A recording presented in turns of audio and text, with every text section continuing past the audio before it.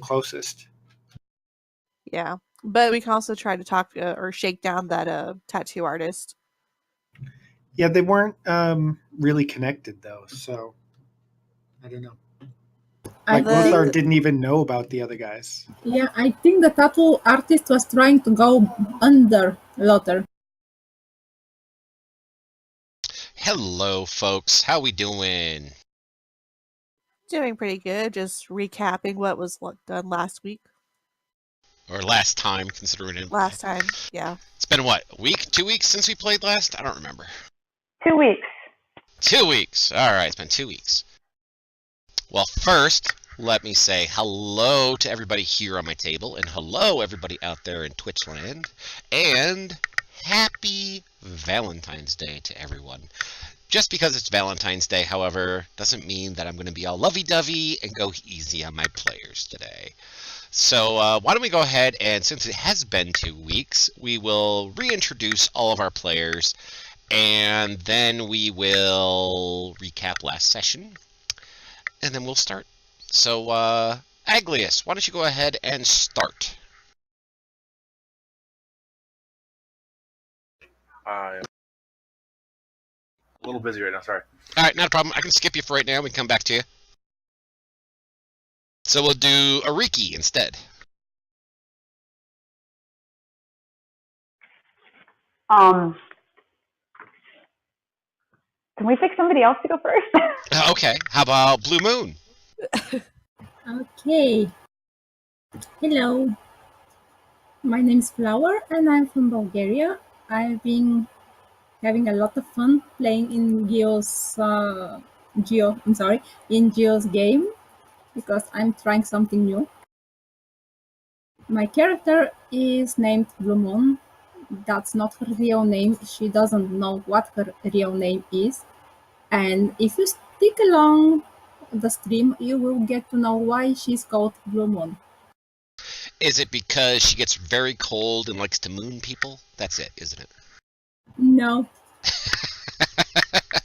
Just joking. All right, let's go with Bowden. Hi, I'm Zoo. I am playing Bowden, who is a half-orc of meager beginnings, but who followed the path of protection, became a paladin to protect those who could not protect themselves, and eventually gained favor with a celestial being, and took on a couple levels of warlock as well. Cool. And let's go with Seraphin. Hi guys, I'm Furied Fate playing Seraphin, the Tiefling, Eldritch Knight. I didn't come from meager beginnings. I went from pretty much desolate to comfortably rich and then to murderous mercenary. Wow, just like any young girl should. All right, let's go with Ariki. I think she should be ready now. Okay. I'm Alex, and I like to play Dungeons and Dragons. I like to talk a lot, but I don't really say much, so I tend not to speak a whole lot during games. My character is known as Ariki. She is a former soldier. She likes to hide in the shadows and shoot things. And she really doesn't like to talk. In fact, she's not particularly fond of settlements either. Aha. And then last but not least, let's go with Aglius. My name is Spawnboy, 88. I am Agulus, the Nerf Madeline gnome, deep gnome. I am a wizard, and I am kind of chaotic good. I have an addiction to wands, and I grew up on a farm, but then decided that I didn't want to be that, and on a path of a very long journey, I discovered the skills of being a wizard and various other things. Very cool. And now, do we have anybody here who'd like to volunteer what happened last time we played? I haven't done a recap yet, so maybe I can try. Cool. All right, go for it. last session, as I remember, I'm sorry if my memory is not as good as my character's memory is. Last session, we started from the inn and we ended in the inn. So basically, we went to look for Lothar. As we didn't find him, we figured out he was not coming to the inn. So we went out to look for his house. We found his associate Arthur that was going to storm the house. Somehow he knew that we were there, though we were sneaky enough, and we went through the back door and managed to slaughter our enemy. As we did so, we freed a nice character. She's trying to be free. Arthur had something, and Lothar had something to make her stay and work for them. So we freed her and brought her back to the inn with us. She was really hungry. She ate a lot. That's what I remember about her. Besides being a magic user, Arcana, she tried to help us as much as she could because we saved her life. In the second inn encounter, we found Julius the Magnificent, who was playing really poorly on his lute. As it went, he was better with words than with the flute, and he helped us a lot about getting information about Lothar. There was also a barmaid with a tattoo on her leg. He helped us get to know about it, so we figured out there was a tattooist in town. As we learned later, the tattooist, who was named Jade Rubino, was trying to work under the nose of Lothar, not being noticed, and I think that was our goal for this session, to go visit the tattooist and find something about the Dragon Mountains, because the dragon tattoo, was a symbol of the bands that were inhabiting the Dragon Mountain. Very good. Excellent. Wow. I think you remembered everything. Aglios trying to pick up on the priest. Yeah, But yeah, that and didn't Agley is work. trying to pick up the Yeah. priest. All right, so I do not know about picking up priests. I think she I meant am not pickpocket. Catholic. oh, ouch, ouch. All right, so Blue Moon, I have given you an additional point of inspiration for today, and I will allow you to give one other player another point of inspiration. I think Seraphine needs another point. Since I met her on the road, she looks like a very reliable person to have a point of inspiration. Excellent. All right, so the two of you now have your inspiration. Very good.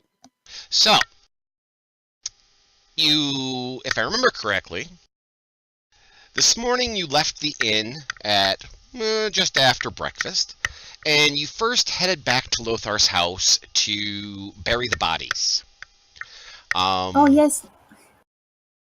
That's what I forgot. We buried the bodies and we spoke to Arthur through Captain's head, talking with the dead people. Yep. So you did all of that, and while you are going from Lothar's house and you start heading across town, which isn't, once again, very, very far. It's a small little town. I know, I'm repetitive, redundant today. It's not that far away. However, Ariki, you will notice that you're being shadowed by someone. Your group is being followed. We're not a very inconspicuous group, are we? No. When a half orc, a half demon, a half angel, a itty bitty gnome, I think actually the least conspicuous out of all of you is Ariki.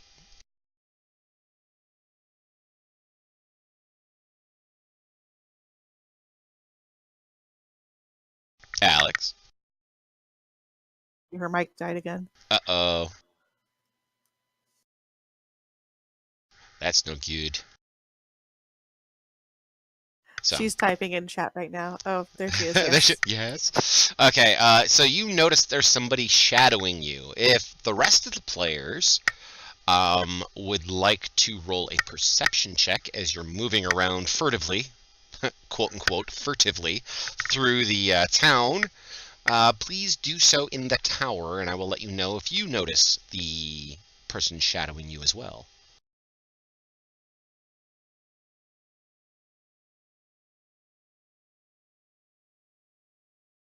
Ooh, Blue Moon, you'll notice that you're being shadowed as well.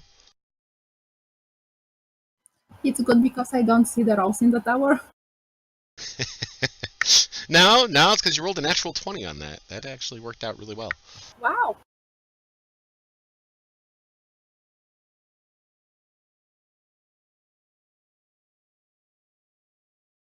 Okay, so the only two who will notice this person going from corner to corner of the building, sticking to the shadows and stuff, the only two people who notice this will be Blue Moon and Ariki. The two of you are the only ones who notice that there's someone following you.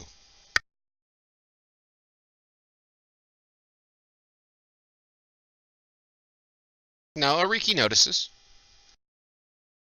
She has such a high passive perception that I'm not even going to have her roll for it.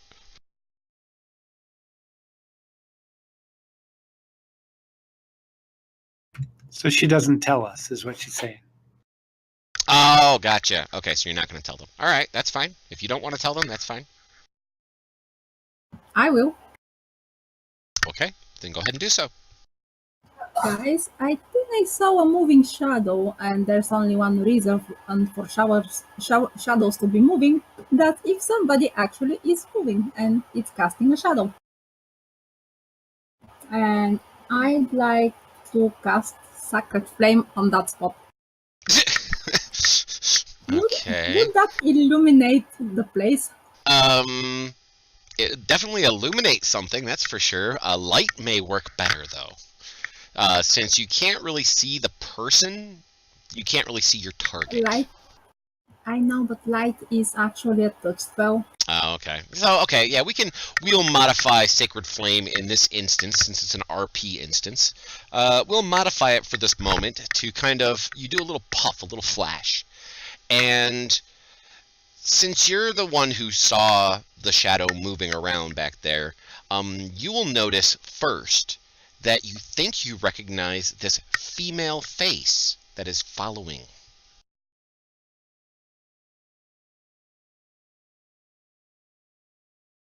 Which is the female face that's following us? Now I'm going to whisper that to you.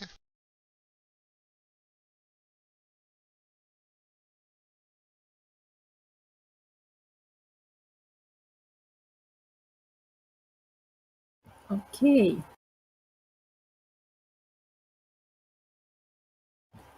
I tell this to my party, like, there is like somebody that's like, I'm gonna check who's hiding there, and I try to be like nonchalantly, not caring, looking around, just walking slowly, not in a straight line towards that shadow, but just like zigzagging around. Okay. Well, after the little puff of light and then you, quote unquote, nonchalantly walking that way, casual but not too casual, Lady Arcana steps out of the shadows as you begin to approach that position. And she puts her head down and she looks at the ground. And she kind of gives a heavy sigh. I look at her and say, you could have said you want to come with us. We just let you to have enough rest. You had such a good meal yesterday night. We thought you were going to sleep a long time. I would have slept more, but, well, it just doesn't feel right to have you come out here looking for Lothar, and me not being with you. I know what he looks like, so I could at least help you do that much.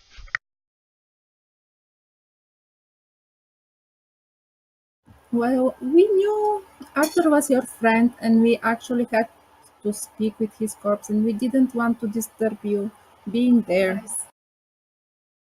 Well, I appreciate that, and Arthur was my friend before Lothar perverted his mind. So I appreciate that, at least in his memory. But Lothar, I have no love for him anymore. I do not care for the man at all, and I want to see him brought to justice. So anything I can do to help you, I will. Well, maybe you want to join our company and travel with us. Then you don't have to sneak anymore. That would be good. I could help. And we're happy to have you. She smiles and lifts up her head, and you even see a little bit of color return back to her cheeks. And she definitely looks she looks a little better today than she did yesterday. Yesterday, she looked like a beaten slave that was willing to follow you around because you kind of quote-unquote owned her because you saved her life. But today, she definitely looks like she's beginning to have some spirit return back to her. So, very good. Very, very good.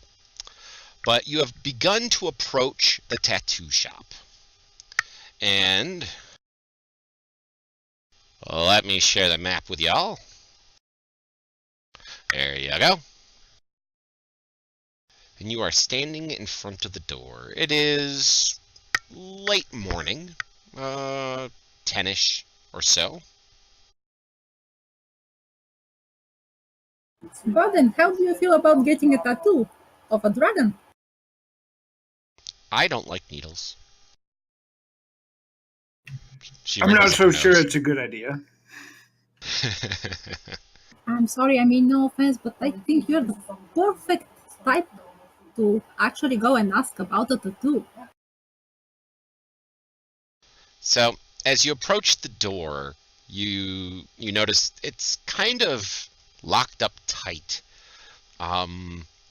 The first floor, it's a 2-story building. The first floor is made of cobblestone. The second floor is definitely made of wood. There are windows on the second floor. However, they look like they're boarded up from the inside. And they're shuttered on the outside, probably from the cold. After all, it is still have some snow on the ground out there. There is no windows on the first floor at all, though. Can I knock on the door? Okay, you knock on the door. If anybody wants, I can cast invisibility on them and help out. Stealth. I would take invisibility if you're offering.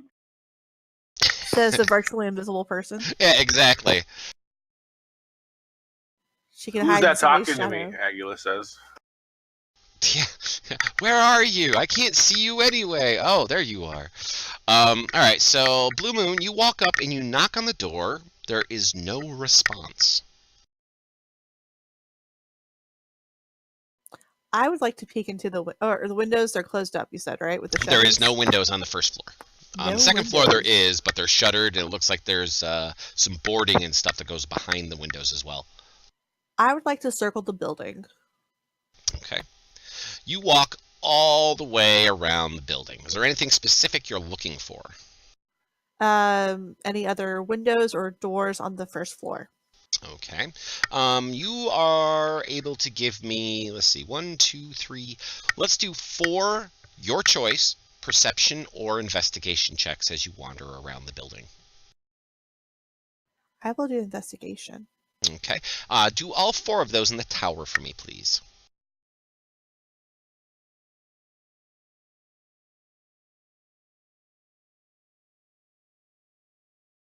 Very good. All right. So you wander around and you discover that the whole first floor, front, back, and sides, there is 0 windows, 0 additional doors. There only seems to be 1 door in and out. The second floor, all the way around, as I said before, the windows appear to be shuttered on the outside with possible boarding up on the inside.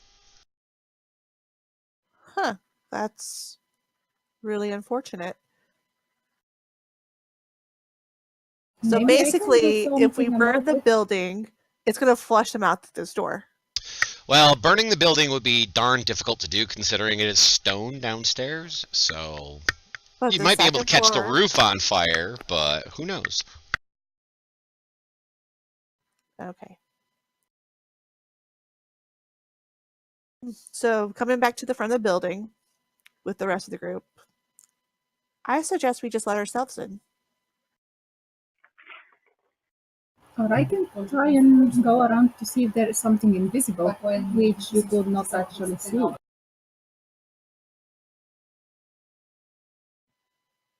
I like that. Wall of fire for the win. When in doubt, burn it down. Even though there may be a clue that we need to get, let's go ahead and burn the place anyway, right? Hey, Why now not? no suggesting. And Dragon Mountain is all done because you've killed off the only little piece you have, so fuck it. It's been a nice run. All 4 weeks of it. 4 sessions of it. So, alright, so you guys want to wander around and see if you can find something that may be invisible. That would be a Yeah. lot more difficult to do. Okay. Detect magic would come into play. Not for invisibility, it won't. I have seen invisibility ready, so I'd like to cast it and go around. Alright, so you want to cast invisibility on yourself. See invisibility. Oh, see invisibility. Okay, there we go. See, now that's the one we want. So, you cast see invisibility on yourself, and you wander around the outside. You find nothing invisible outside.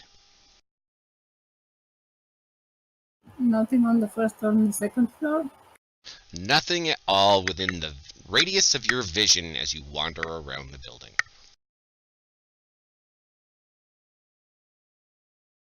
Okay.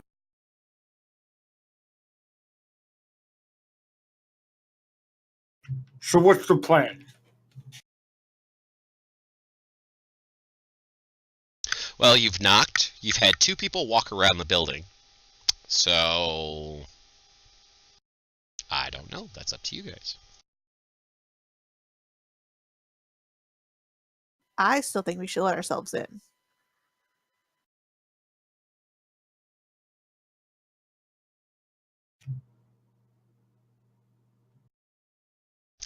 If you would like to do something like that, then you'll probably want to have somebody with thieves' tools attempt the lock on the door. Like Nerf. everybody here in the party. Like just about everybody except for the actual rogue in the party, who doesn't have thieves' tools. Because she's not a I don't- rogue. She's a ranger scout. She's a person. scout person, yes. She's a go-go scout person. All right, I'm gonna go ahead and attempt to open. I or have allow rolled let myself in. Okay, so what I would like you to do is I would like you to roll me a thieves' tool proficiency at disadvantage and -5. Damn. Yeah.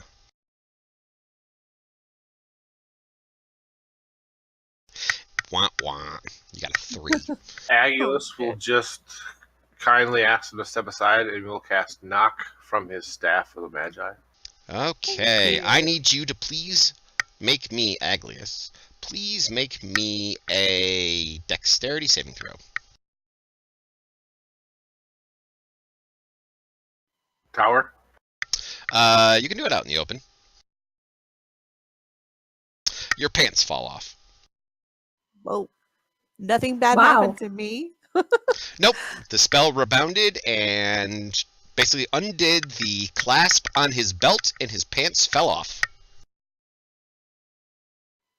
I'm glancing over. What do I see?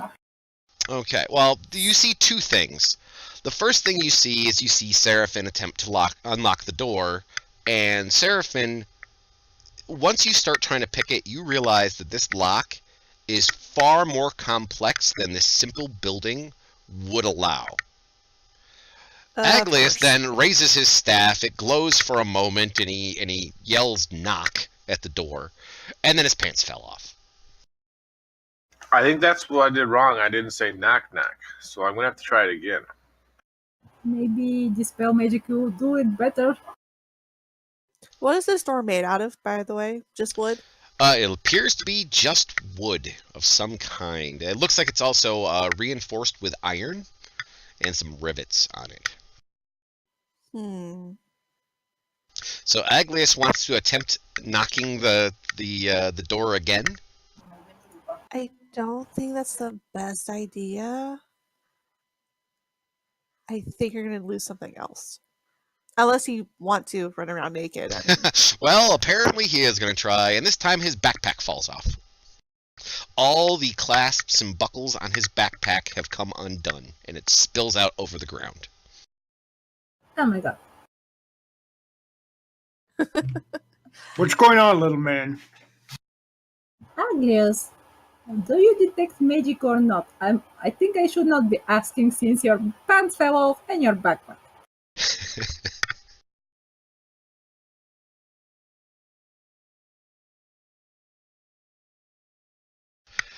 Meanwhile, Ariki, you can hear from a building across the street behind you, movement in one of the upper floors as the shutters come flying open, and an irate, heavy-set, pockmarked, warty-faced old lady sticks her head out the door.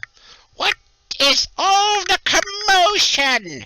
Stop it! Some of us are trying to sleep in! The commotion is someone is yelling out the window. She gives you a rude gesture with a couple of fingers. give a rude, Rude gesture gesture her back. back. Yeah. What are you doing over there? They're not open until after dark. It is after dark, lady. Look, the sun's up. Very after dark. You must be an orc.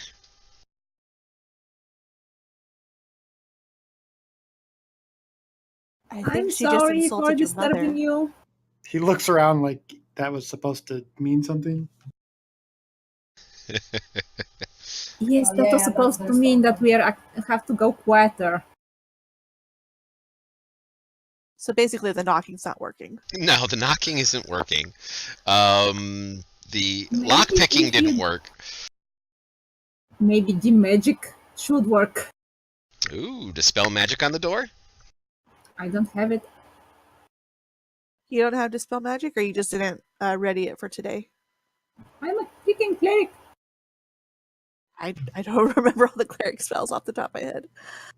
Bowden's eyes will shimmer for a moment, and he'll use Detect Magic. Okay. You detect absolutely no magic on the door. Anywhere else on the building? I'll start pacing around, looking around the side, but I won't go around the back. Okay, so you kind of stick your head down one little alleyway, you stick your head down the other alleyway kind of thing in between the buildings, and you look, and you don't see any magic down either one of those. You look up, and, you know, kind of cast your eyes across the second floor to see if you see anything. You don't see anything up there either. Nothing on the ground, nothing. Nope. Everything looks normal. Everything looks absolutely normal, other than the fact that the gnome is, like, got all of his stuff all over the ground at this point, and his pants are, you know, getting wet from the snow, and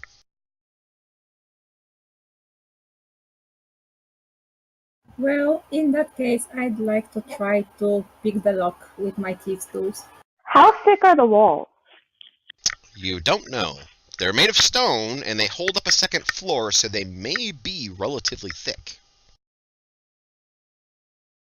And Blue Moon, you are welcome to go ahead and make a Thieves' Tool proficiency check at disadvantage and -5. Why? Because the lock is a hell of a lot better than what people look at it. It looks like just any Okay. normal lock. You know, it's like, oh, it's just a door lock. It's not a big deal. And then you start getting into it, you start picking it, and you realize that this thing has tumblers on tumblers. It's like a thieves' paradise of a door. Part of me just wants to break the door down, like physical damage. But I don't have an axe. Yes, Aglius, you picked up your stuff. Okay. Agulus asked Bowden to take Magic a step baby closer to the door. inside, deep and- enough that we can't see it. Ooh. And what were you saying, Aglius? I want to use one of my inspirations to have advantage. All right, so you'll still have -5, but you'll end up rolling it straight up. So it'll be straight up -5. In the tower or in the open? In the tower, please. What'd you want, little man? Agulus asks if she doesn't pick this time, that he would like you to step in front of the door, and he'll stand behind you and do knock. Okay, so Blue Moon, you start, you feel inspired. You use one of your inspiration points. And you start picking at the lock, and you've gotten a little bit further than what Seraphim had. However, the lock still does not want to open for you. You are unsuccessful in your picking attempt. Okay.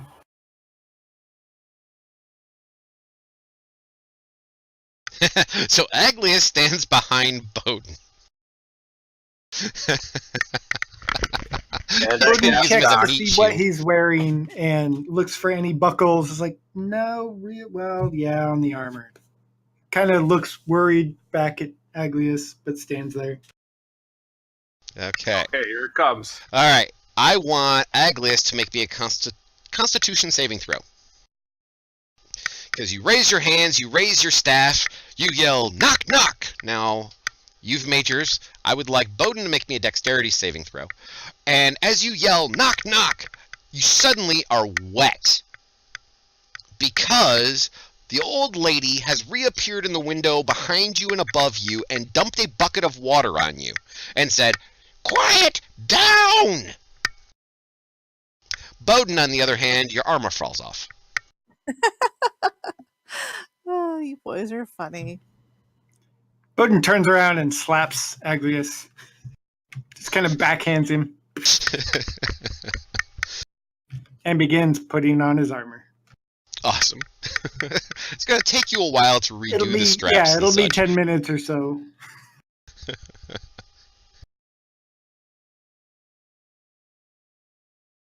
Well, that's what we were all expecting was the chamber pot. It could be. Water. Let's see.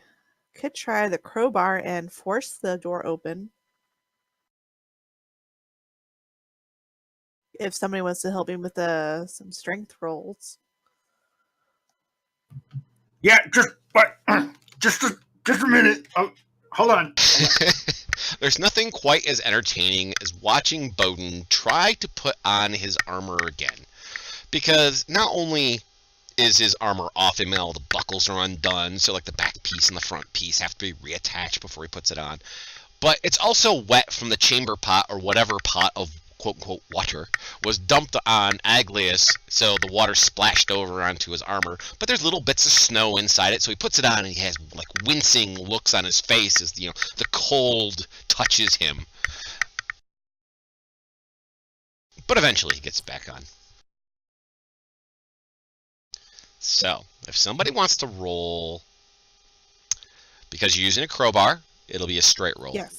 Because you have the help action, it will be advantage at this point. So you'll have advantage on a strength check in order to pop the door. Would you like me to do that at the tower? You may do so in the tower, yes.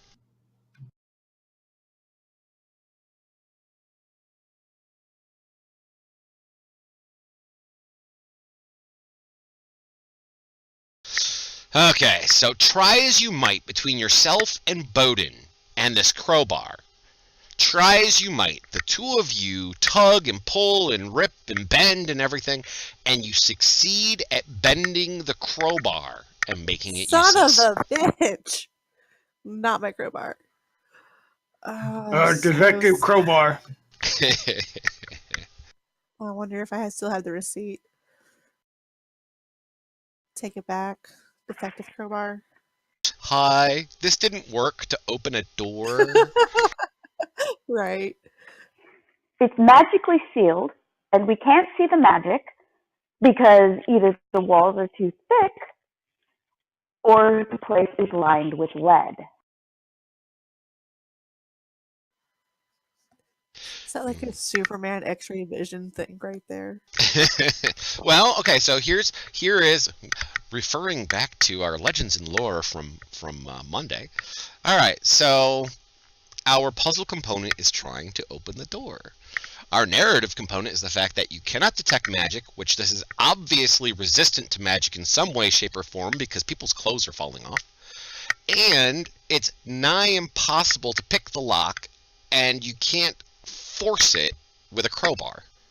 So I feel like we need to go back to the tavern and maybe figure out if there's like a whatchamacallit, password knock combination thing.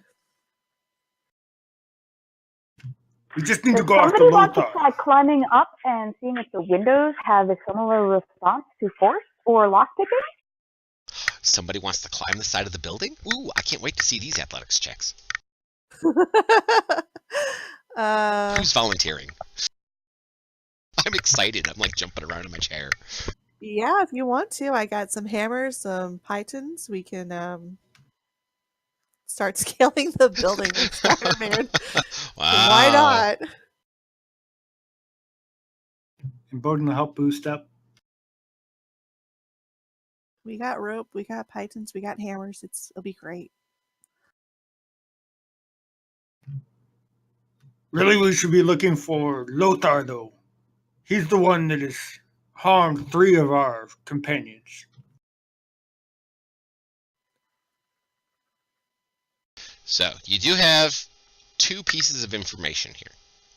Piece of information number 1 is that the tattooist who is inside has possible information to lead you to Lothar. Piece of information number 2 is from the little old lady who says this place opens after dark. I thought you said that Lothar didn't know about him and they were like completely separate and they didn't are. really have dealings with each other. They are.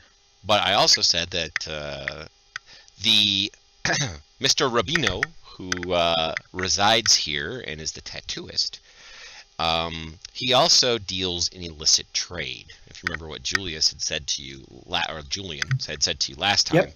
He was alluding to the fact that this guy works in an underground fashion. Right, but in no connection to Lothar. Just because there's no connection to Lothar directly, as in like he doesn't work for him, doesn't mean he doesn't have possible information about Lothar. Ah, okay. That totally went over Bowden's head. Ah, Or gotcha. mutual contacts.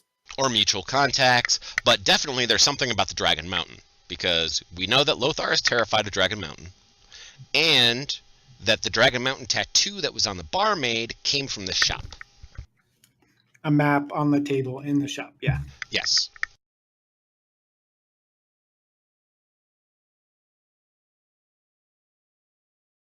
So there's your choices. What would you like to do? You could continue assaulting the door, or the walls, or climb the up to the second second floor. Or be logical and wait until night. Like, easy way, and then everybody's awake. If they're not already awake with all of our noise. I believe the point of us coming bright and early in the morning was to catch them when they Off weren't at guard. their best. Yeah, I think that was our point, but then we got foiled by a door. 2 biggest foils in D&D, doors and bridges. All of the other buildings in town have had a back door, is that correct? The 2 that The you've ones been with- to so far, yes. I mean, the inn Yeah. had a back door. The Lothar's house had a back Safe door. house. Yep. And this one does not. You may want to look at the other buildings. Actually, Seraphin would know. She looked at a couple other buildings while she was out scouting and figured out which one was Lothar's house. Yeah. Most of the houses that you went to did not have back doors. The only other thing I could think of is if they have basements that, like honeycomb tunnels underneath. Ah. Not that I'm giving you ideas, Gio. Well, it's not that you're giving me ideas. It's like, you need me to make more maps immediately. As you go searching houses all around the place, and I'm like, fuck, I don't have a map for that. But that's why this is a playtest, so I know what players are thinking. So I can go, oh, I need this. Can anyone turn into a Triceratops and break down the door? Oh, jeez. I got turned into a Triceratops during our Dirty Rotten Scoundrels game. I had to break through walls, and I was the cleric.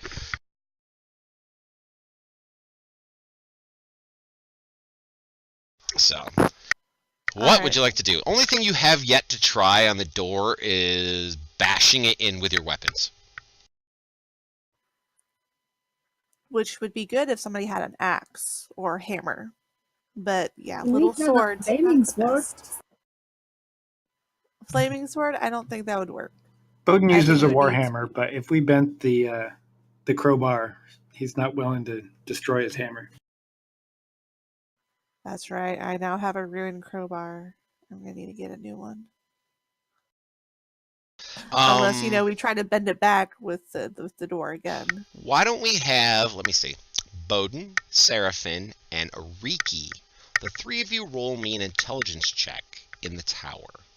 The three of you are most closely related to weaponry, so I can tell you something. Oh, Bowden's like, I got this. I got this. Don't worry, I got this. With a natural 20 on his intelligence check. So, Bowden knows that with the iron bands that go across this door, if you were to hit it with a weapon, it would damage your weapons.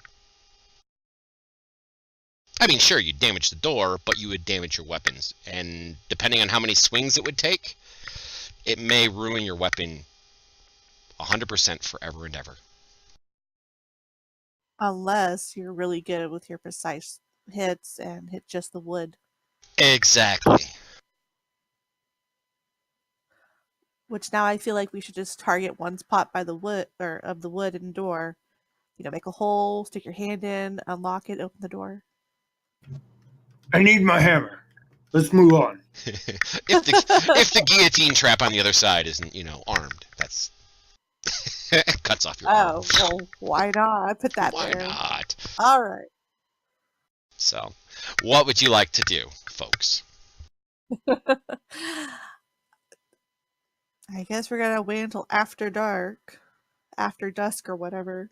Okay, Ariki, you can go ahead and roll me an investigation check. Yes, of course. I'm not even going to have you roll your sneaky because your passive is so frickin' insane. But I will have you roll an investigation check since you are looking for something that is definitely out of the ordinary. What's her passive sneakiness? 140. 22. 22. 22. Just for people in the stream so they know how sneaky she is. Yeah. She just walks down the street and she is a shadow. Okay, so as you That's my walk normal mode of habit of walking is sneakily. Sneakily, yeah, she finds every shadow. Even in bright daylight, she finds that one shadow behind a blade of grass and hides. So, from your investigation, you found no secret entrances down into a basement, or secret tunnels, or any other such thing. You did find a couple of root cellars that, people look at you strangely as you start approaching them, and, you test the locks and stuff. There was one person who did see you. I will say that. He was out feeding his chickens in his backyard, and you kind of walked right up, almost right on top of him. And he looked at you and was like, "Hey, what you doing here?" I just kind of shrugged, took a quick glance around, and moved on. He just kind of looks at you strangely as you leave and goes back to feeding his chickens. Probably should have given you a good alibi while you're running around. Neighborhood security check. Making sure your neighborhood's secure. Yeah. There's no neighborhood watch here, really, other than the old lady across the street. That's because she's nosy. Let's find that bard again. Maybe he knows someone who has something against Lothar and might know where he is. All I right. think the whole town loves Lothar for some reason. They do. Most of the town loves him. Because he's doing this whole Robin Hood thing. Yeah, but there might be someone who he wronged. She's in the party right now. Right, I am. Are you familiar with the whole don't shit where you live? Don't shit where you eat. Whatever. Same thing. Same thing, yeah. Well, actually, outhouses. But that's beside the point, right? You never grew up on a farm, did you? I was born in a barn, if that counts. Which is really funny because that's actually a part of your backstory. Yeah, literally.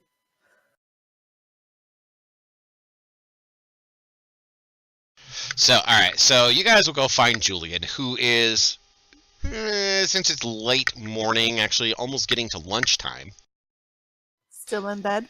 He's just getting out of bed. He, of course, was not alone.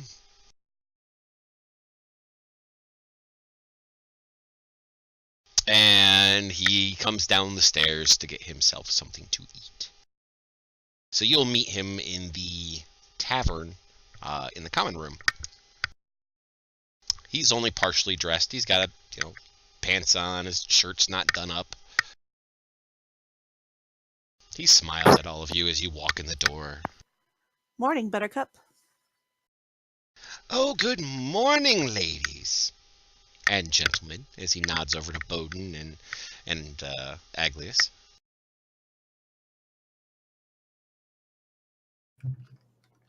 Bowden nods and walks right up to him. We have some business. We need to find Lothar as soon as possible. Who might have something against him? Just Jake. And he nods over at Lady Arcana, who's with you, and possibly this young lady. And he reaches over, grabs her hand, and gives her a kiss on the hand, and she blushes. Is Jack the tattoo guy? Yes.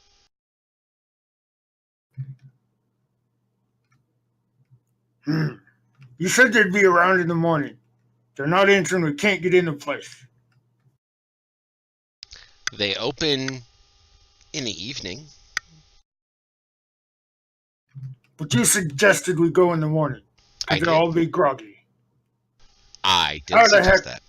By the gods, how are we supposed to get in the place? I'm not an adventurer. Have you ever visited a shop during the daytime? I have never been in the shop. Bowden kind of walks around frustrated, like, this is no adventure. I have never been in the shop. However, and he kind of points over at the little barmaid that's kind of scurrying around, redoing her shirt and trying to get herself to rights as she's a little late for work.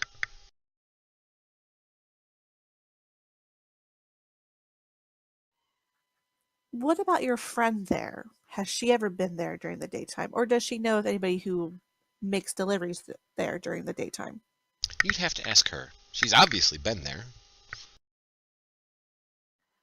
But you have such a better way with her, plus you know her quite intimately. I could ask her. And I would really appreciate that. I could pump her for more information, I suppose.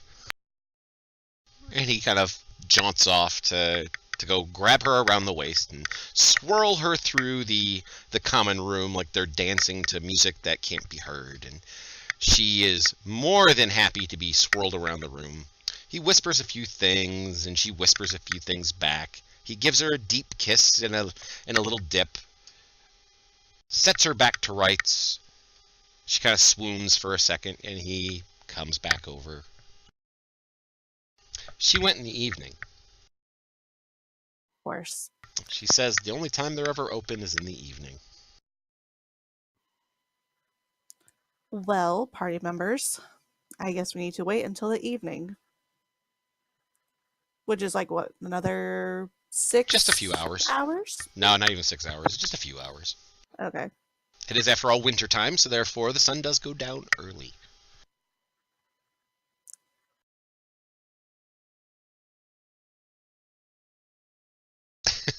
I can hear the frustration in all of you. It's okay. I'm not in any hurry. I'll eventually find him and get him and take my money. Alright, so you guys are all going to wait for the evening? Yeah, I guess so. Bowden will get on his warhorse and ride around the village a couple times and then come back. During your explorations of the village, you will occasionally catch a glimpse of Sir Ovulus and his men as they walk through town. They help people right wheelbarrows and feed chickens, chase down a random goat. They are goody two shoes good doers is what they are, and they are the self-appointed police of town. Of course, they look at you whenever they catch a glance of you. They look at you kind of sideways, like they don't trust you. I'll just kind of nod and wave to them and carry on. And the response to any of your nodding and waving is Sir Ovulus puffing out his chest every single time. He is definitely a jumped up, puffed up man. And self-righteous. But evening does indeed fall.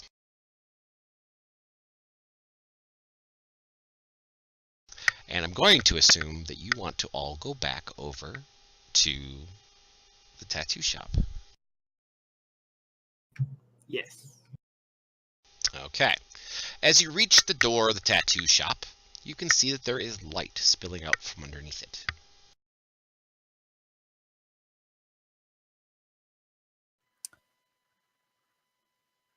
Well, since they're supposed to be open for business, let's just go ahead and walk on in. Alrighty.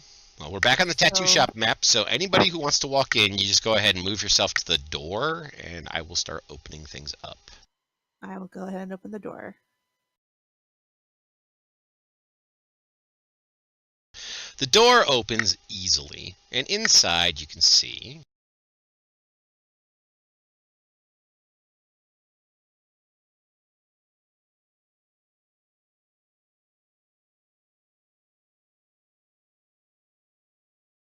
you see a number of people in little booths around the room.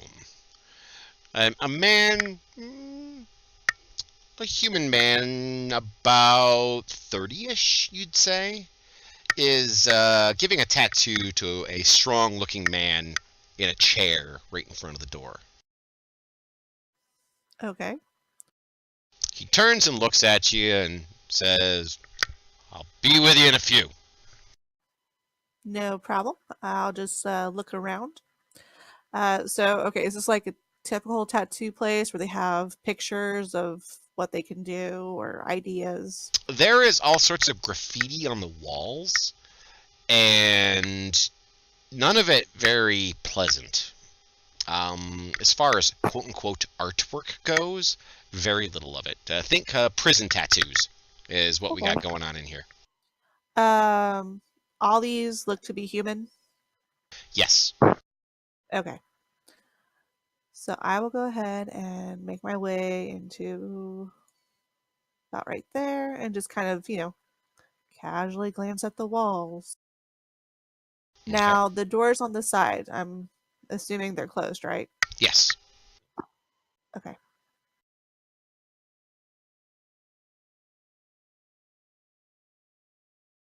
So Bowden moves in. Where's Bowden going? He's trying to go to the chair. Okay. Oh, so this chair that's over here in the corner? All right. Yeah, go slump down in the chair. All right. So you go and you plop down in the chair. You can see that the man who's standing in the middle of the room, tattooing, it's kind of, they're prison tattoos, okay? So they can be kind of gorgeous. The guy who he's tattooing is already covered from like head to toe in tattoos. And trying to find a piece of flesh on this guy that doesn't have ink is difficult, to say the very least.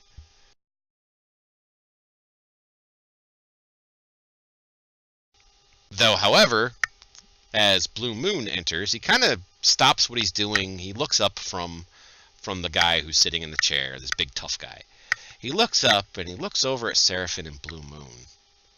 And he kind of gets a smile on his face, because when he was talking to Seraphine when she walked through the door, it was more or less it was like a kind of like an absent-minded, I'll be with you when I get to you kind of thing.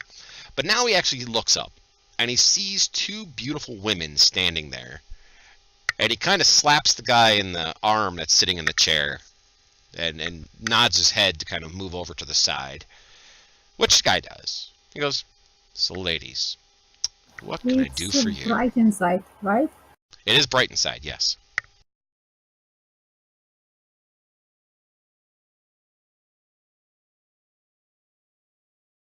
So what can I do for you, ladies? I was looking to get a tattoo done that I saw on a barmaid at the inn recently. But, you know, as Seraphin's looking around, I don't know if you're familiar with tattooing on tiefling skin. But my friend here, pointing at Blue Moon, who looks more human, she also liked the tattoo. And we thought, one of us should get the tattoo because we both liked it. I've tattooed a lot of women in my time. Could you tell me a little bit about which tattoo you're talking about? It was this kind of pretty, almost like a map looking thing with you said it had a dragon on it, right? Yes, a dragon in a mountain. A dragon in a mountain, and we just thought it looked so pretty. Very symbolic. Give me an insight check. For those of you who are in the building, give me an insight check. Tower, no tower. Tower, please.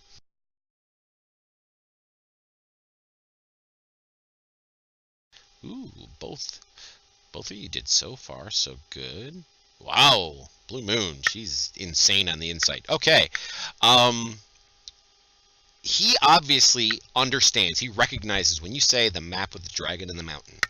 He recognizes that. You can see it in his eyes. He tried to hide the fact that he was going to be nonchalant and stuff, but he definitely recognized it.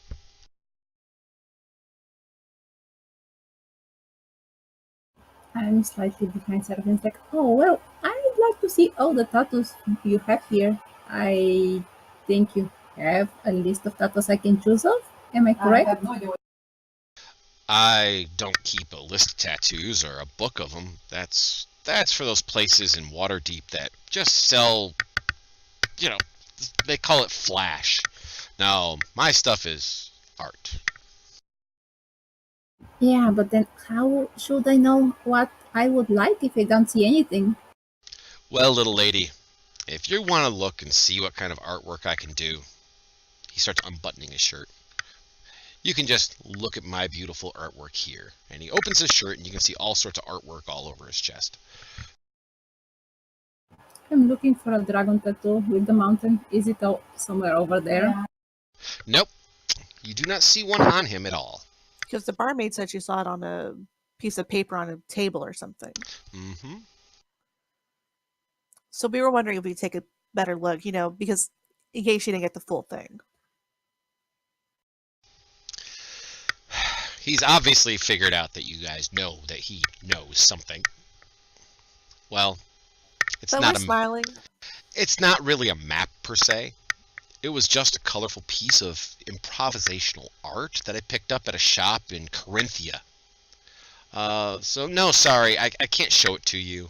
I've had it sent to a goldsmith, so it's properly framed, but it won't be back for weeks. Oh, that's too bad. Because I was really looking forward to looking at it and maybe getting it done, along my side here. Yeah, I think it will go very well with your magnificent horns. Yeah, I wanted to, kind of hold it up to see for sizing, purposes, if I can get it from waist down or maybe just below my breast down. But without the actual piece here, it's going to be kind of hard to measure. Well, I don't have it here, as I said. I sent it away, but I could send a few of my men to go retrieve it and bring it back, possibly sell it to you. You can obviously see he has some sparkle in his eyes. Of course, he's tracing, as you tell him where you want it, he's definitely tracing you with his eyes. So he's kind of leering a little bit. But I'll charge you just a fraction of what I paid for it for this entire service, because I can see that you really are very interested in this art. Say... I want to inside check and see if he's going and trying to actually swindle Seraphin. Well, He hasn't said how much it is yet, so let's say 50,000 in gold, or gems if you'd like. Now you can roll your insight check to figure out if he's trying to swindle or if you'd like. Again in the tower? Yes.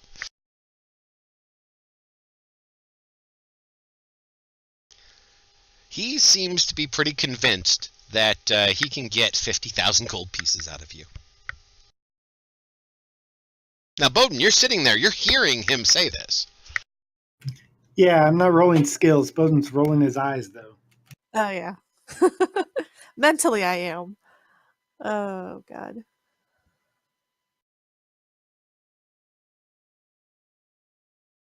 Well, I'm going to let all of you think about it for a second because my dog is driving me freaking bonkers right now. So I'm going to have to go run him out for a moment. Okay.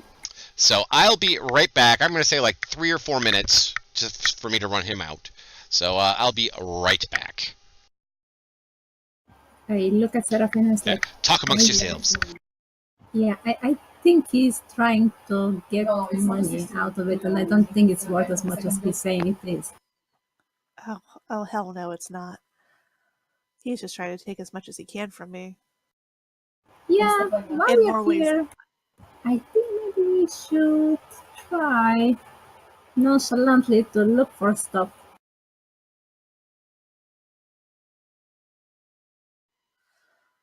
Well, it's going to be hard to take a look around anyways because there's plenty of people around with eyes watching us.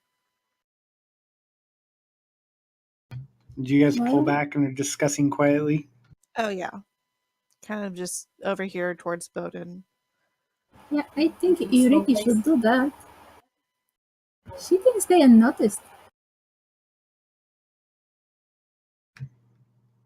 Bowden kind of pulls out his coin purse and jingles it. I'm a little late. And kind of chuckles, puts it away.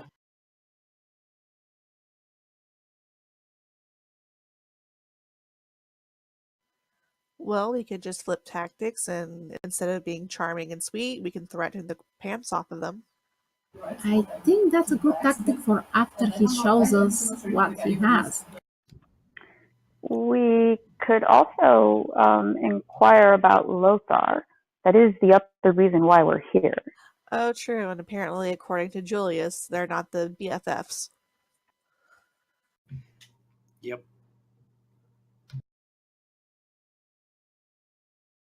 I don't think he'll talk in front of all these people, though. He might not want to talk in front of these people, but We could ask there are if 2 other rooms that we can see. There's also the upstairs. And Yeah. he may tell us to come back later or wait. And there's always the possibility that we ask and he kicks us out. Or if this map is actually legit, we could say maybe we could trade information, take care of a not so friendly friend, and he would at least let us look at the map as compensation. Let's see if Bowden has a brilliant idea or not. Yeah. Brilliant idea. What is it? Well, if he and Lothar don't get along, we are tracking down Lothar because he swindled you guys. We could perhaps say that we might be able to pay that sum if we can get our hands on Lothar. Or Rubino, who we is get the rid guy of who... Lothar for him if he lets us see it. A trade-off instead of actually paying him gold. So Bowden was too. Rubino looks interested in this. His ears kind of perk up a little bit. He said, At the mention Lothar. of Lothar. Yes. What kind of business do you have with him?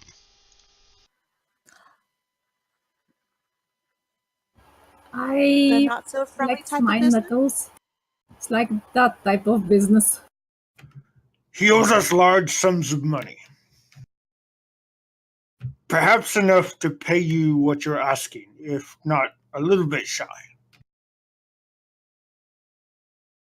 So you're coming to collect it out of his hide. Pretty much, yes.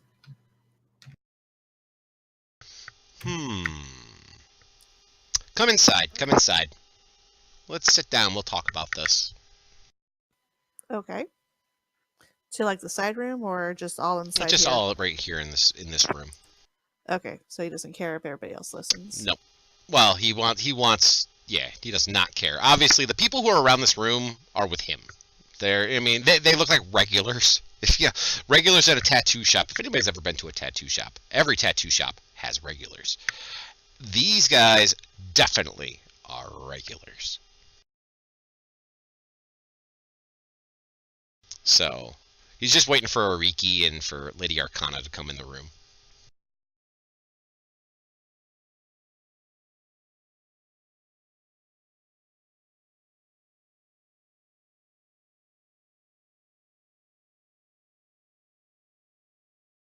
Alright, so Lady Arcana's the last one through the door. And as she steps out from around Blue Moon, Rubino looks. Why do you have that bitch with you? She's one of Lothar's people. Not anymore. Huh. He kind of curls a lip and kind of sneers at her, which kind of gets her to cower behind Blue Moon. Right over there in a corner. Bowden will kind of step in front of the women, protecting her as well. We freed her from him, and now she wants his heart as well. Good. So there's no love lost between myself and Lothar. He made a good name for himself here in town. At the expense of others outside of town, it made things a little difficult for my business. So if you're willing to get rid of him,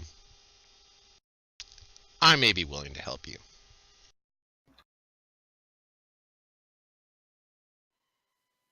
That's something we can work with.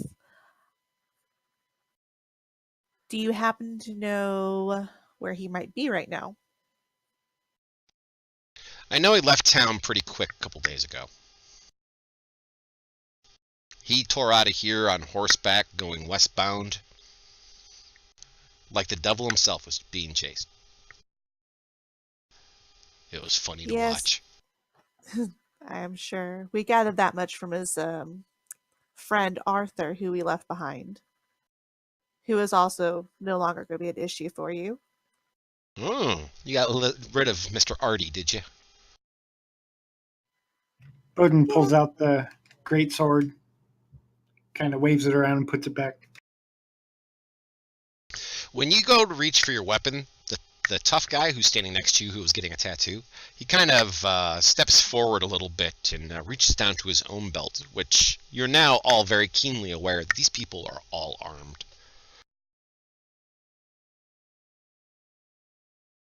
Yep, and just waves it around a little bit, throws him a glance, puts it away. Okay. That was Arthur's sword. Oh, I recognize it. Okay, so old Artie is dead now. Oh, that's too bad. I enjoyed tormenting him. Simple fuck. So you don't know exactly where he left off to, or no one has heard anything from him. Is that what you're saying? I know he tore off down the road going west. So as he's saying this to you, he turns and he looks over at Aglius. What you think you're doing over there?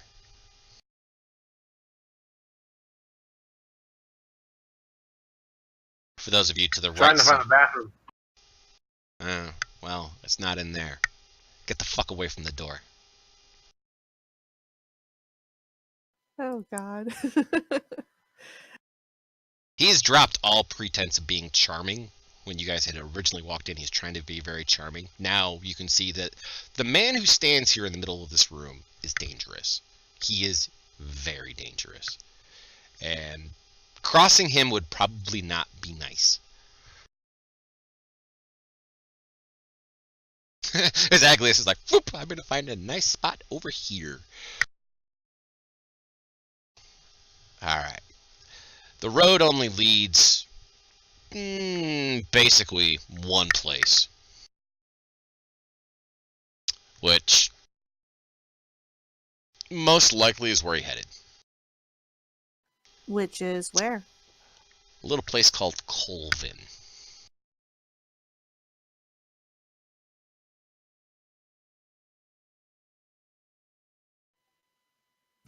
Does that match one of the places that Arthur had mentioned? The dead Arthur? He didn't really mention any place by name. He mentioned lots of places by name.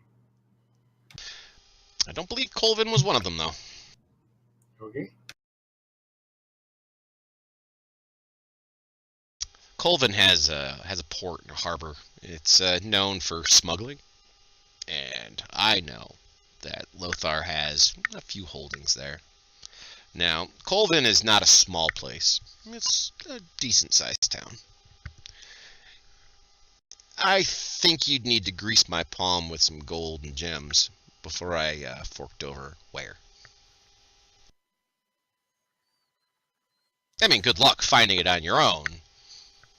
Kind of looks around the group. I don't see any of you here that would be, how shall we say, the right type of people to be able to figure out where it was.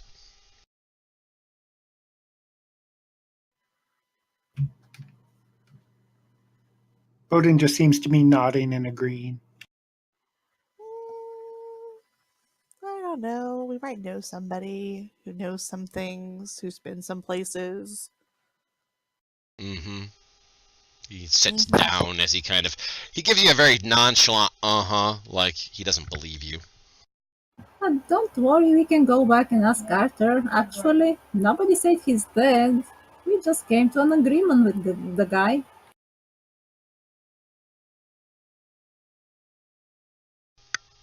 So how are you going to speak to the dead then? Really? You've never spoken to the dead before? I've made things dead.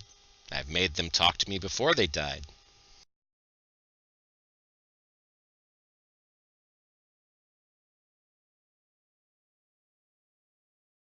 So, Aglius, are you saying this out loud? You know, that this is the deal, he can keep his life if he tells us the He's not saying information? that out loud. I'm kind of nodding it to the guys because he's not facing away from me, and suggesting some things that we've gone over with in the past to two of the party members in the group. All right, well, you can go ahead and tell the party members what you want to say. I mean, you can whisper it while you're talking out loud, but, you know, I would like you to make a stealth check in the tower to keep it quiet enough for Mr. Rubino not to hear it, or one of his men.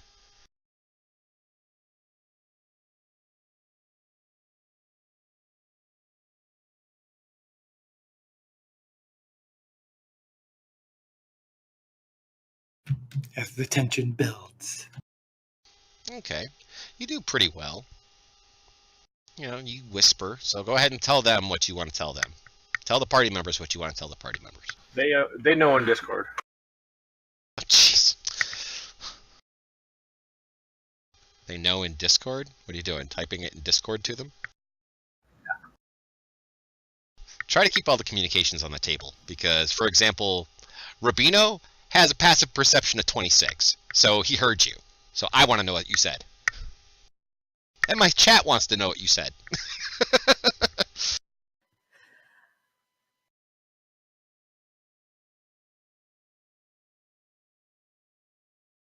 Is that what you said? That is what I said. Okay, so that's what you said. Alright. He stands up from his chair while you're whispering to everybody. Kind of looks. You know, you little shit. Staring directly at Aglius. You have become a problem. If we're going to have any kind of deal, he kind of looks more at Seraphim and Bowden and Blue Moon.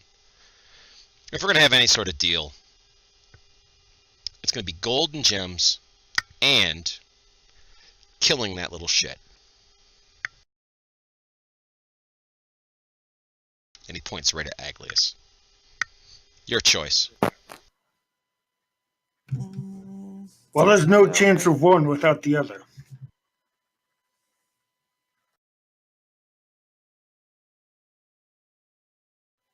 I mean, he is useful.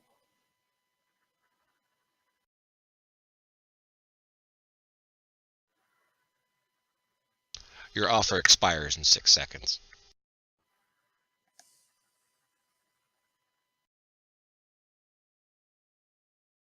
And he looks over at Bowden, kind of pointedly.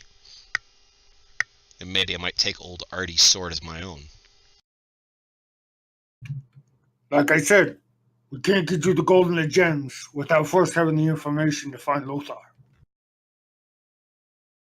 If you want the information, you gotta pay first. That's the way this works. You understand you're in my fucking house. Your green Then we can skin go and your big outside. sword. Your green skin and big sword don't fucking frighten me. Who's stupid enough to use that sword?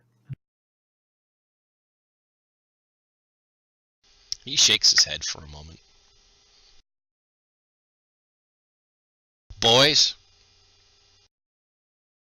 roll initiative.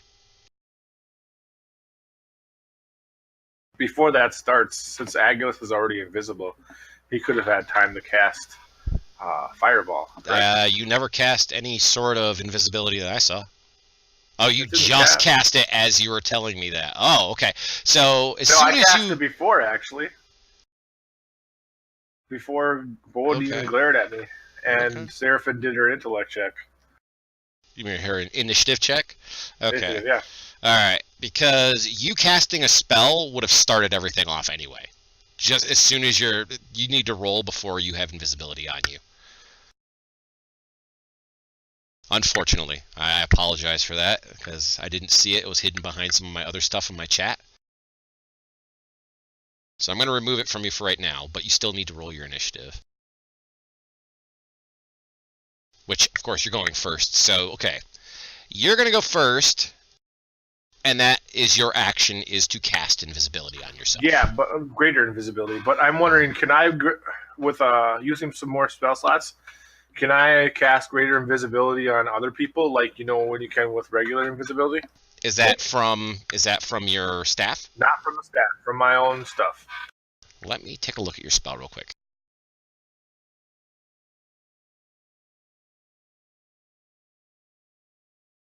What level is that? Level there 4. it is. Nope. One target Okay, only. then I just cast it on myself. Okay. Alright, so you got Don't greater worry, invisibility we'll be on you. fine. So we got that. You can go ahead and advance your turn. Hang on. Yeah, things went wonkadoodle on me here. Give me a second. Let me figure out what's going on. Hold on. Let me figure it all out. What's going on?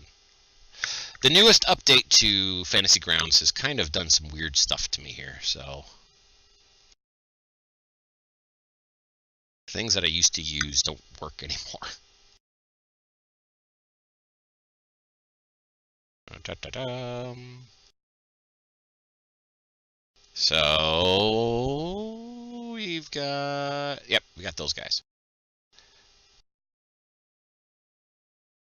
Alright, so the guy who is down to the south, as Rubino lets them all they've all been readied for action. And Aglius casting invisibility is what does it. This tough moves forward, kind of squeezing his way out. He's pulling out a short sword as he comes. And he targets Bowden. Hits him. Doesn't deal a lot of damage, though. There's another guy who's over in the corner who steps out, not seeing Aglius anywhere. He looks over at Seraphim. Seraphim, please make me a wisdom saving throw. This is a charm effect, so if you have any bonuses against charm effects... Oh. No, not against charm effects. Nope.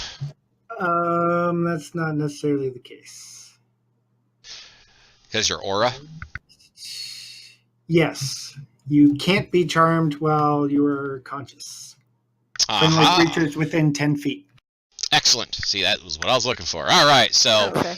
Yes, even though you failed the saving throw, Bowden's ability allowed you not to be charmed. Oh, lovely. Yes, and then he will move back over here to the door, and he knocks on the door. That will now move us to Ariki.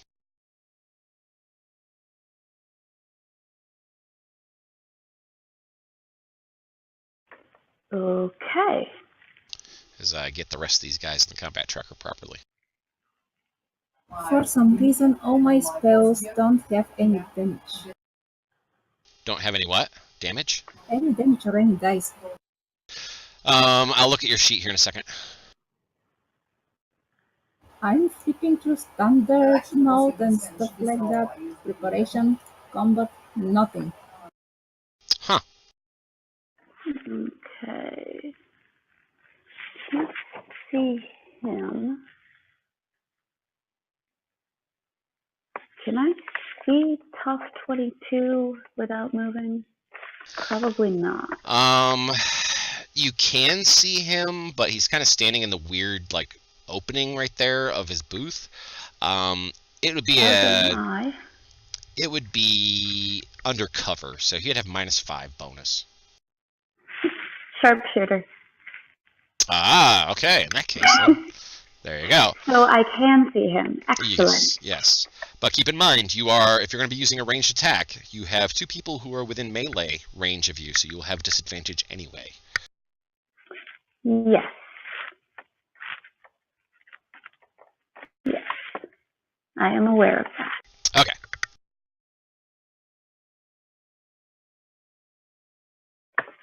Nope. Ouch. That's a miss. And then I think I'm going to bonus action disengage and move over here. Okay, so you move over behind Seraphim. Yep. I All think right. that will be my turn. Awesome. All right, so Blue Moon, your damages and such, if you hit the little magnifying glass on the right-hand side of a spell, the one that's next to the dragon head, that'll open it up so you can see it. I have to do it for all the spells. Wow.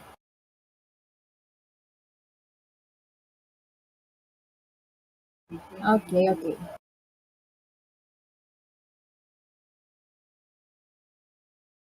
I was actually trying not to damage the goods as I'm saying this, but you made me angry by attacking us. He flips you off. Rude gesture with his hand. Number 42.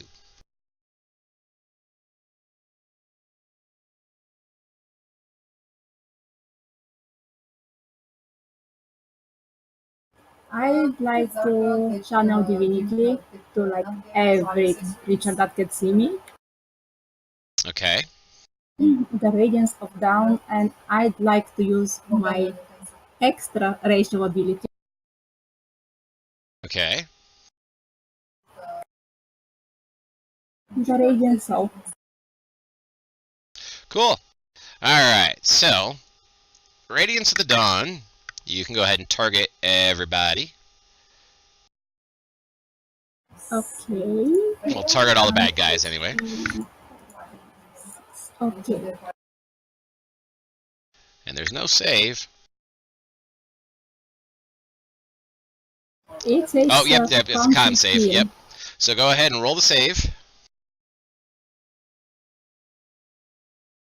Now you can roll your damage.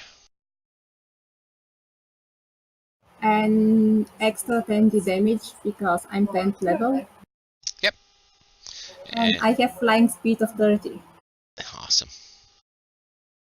I would like to do bonus action too. Okay. This is my bonus action. All right.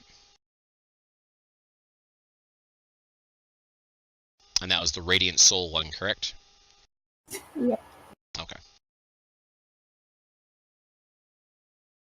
Excellent. So you now have these big lit up wings and everything like that, and I'll add the extra And damage to my those eyes guys. are extra blue, like I'm seeing blue light through my eyes. Awesome. Very cool.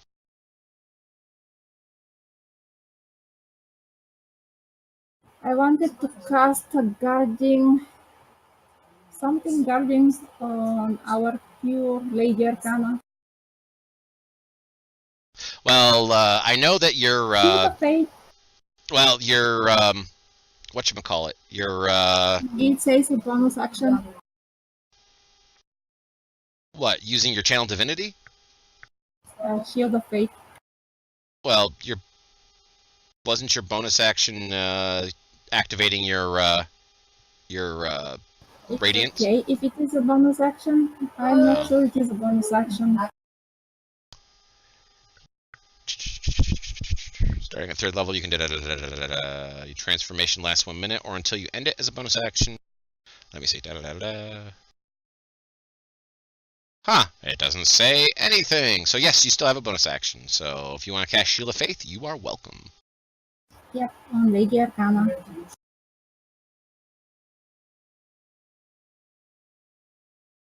Okay. So be sure to target her and give her her Shield of Faith. Okay.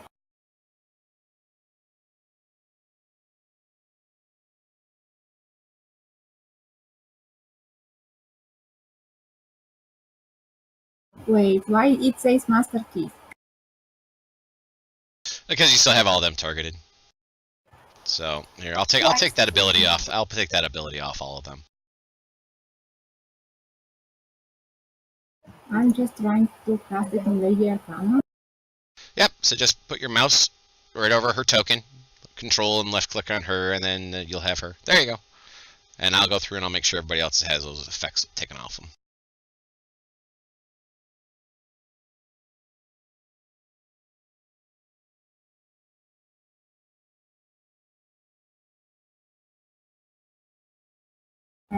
And I will fly in his face. You'll fly up into his face. Awesome. Okay. There, I think we got everything now.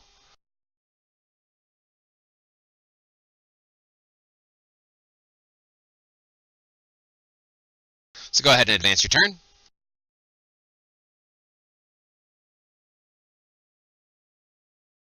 Bowden, it is your turn. All right, Bowden will first reach over and touch Seraphim to cast Shield of Faith on her. Awesome. So that's on, and draw his weapon, and I would like to cast as a bonus action. Let me see. I thought Shield of Faith is a bonus action.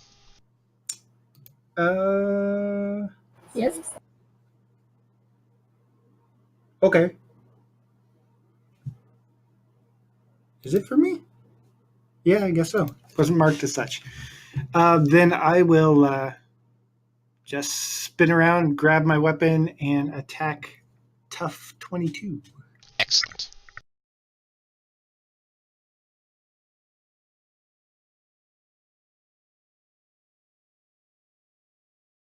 You hit him.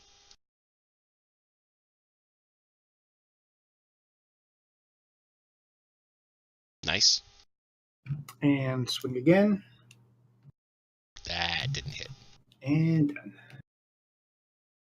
Alright, so Rubino is very happy that you have decided to pull up like this in front of him. That is absolutely fantastic for him.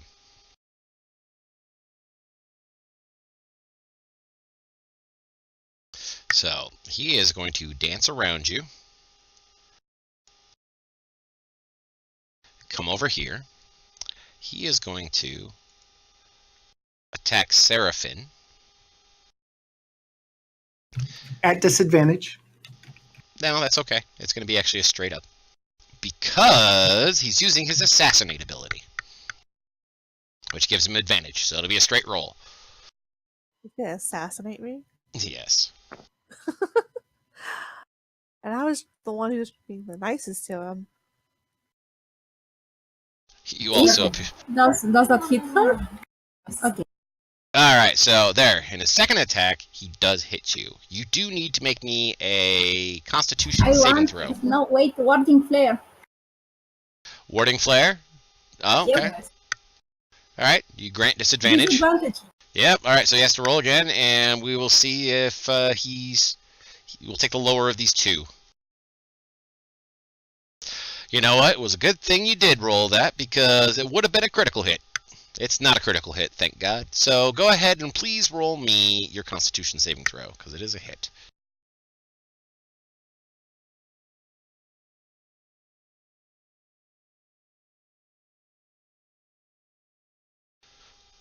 Okay, so you are not going to be poisoned. So that is a bonus. Cool.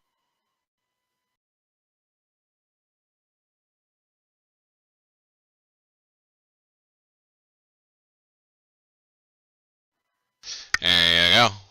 And you will Am I take... able to do a reaction? You can take a reaction if you'd like. Yes, I would like to do a reaction. Hellish Rebuke. My little last quip.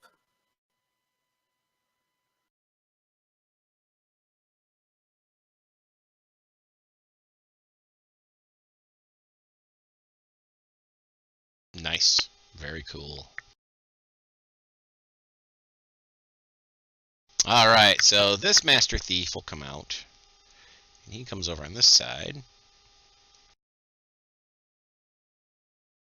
And he is going to target Blue Moon.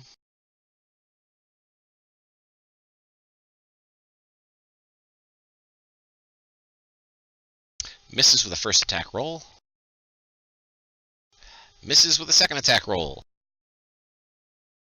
Last one.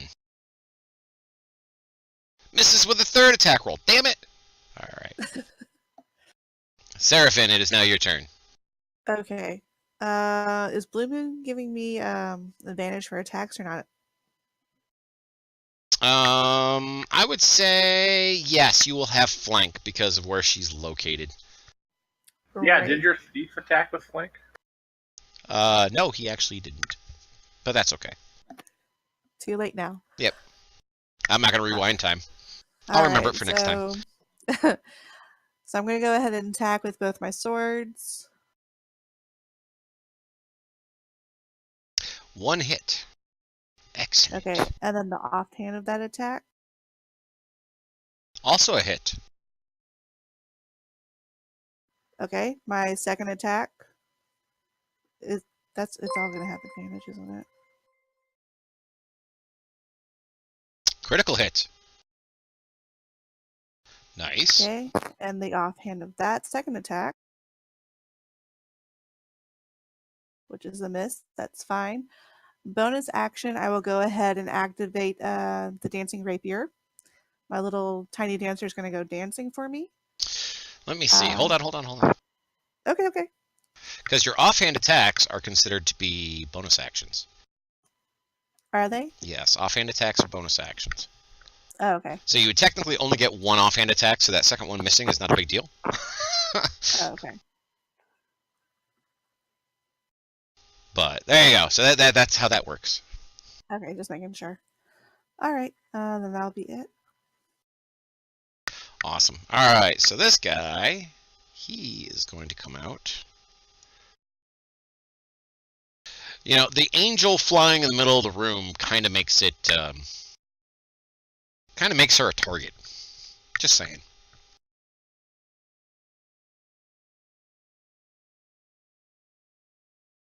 Misses.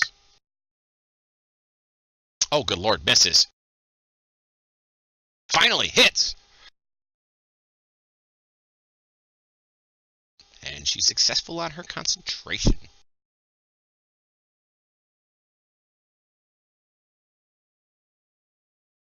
Alright, the tough over here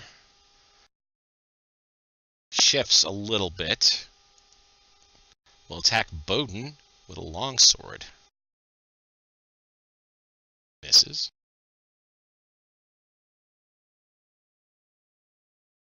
Hits.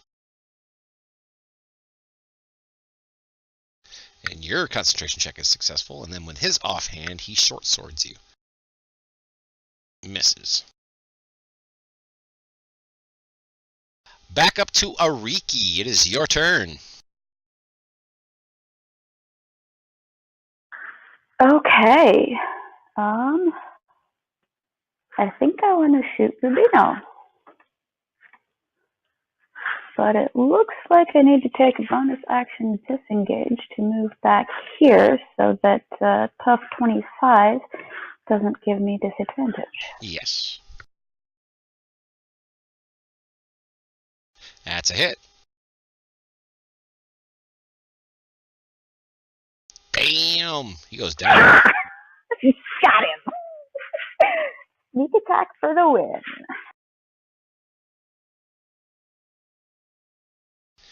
Alrighty, so seeing his buddy go down, the boss, and seeing where it came from,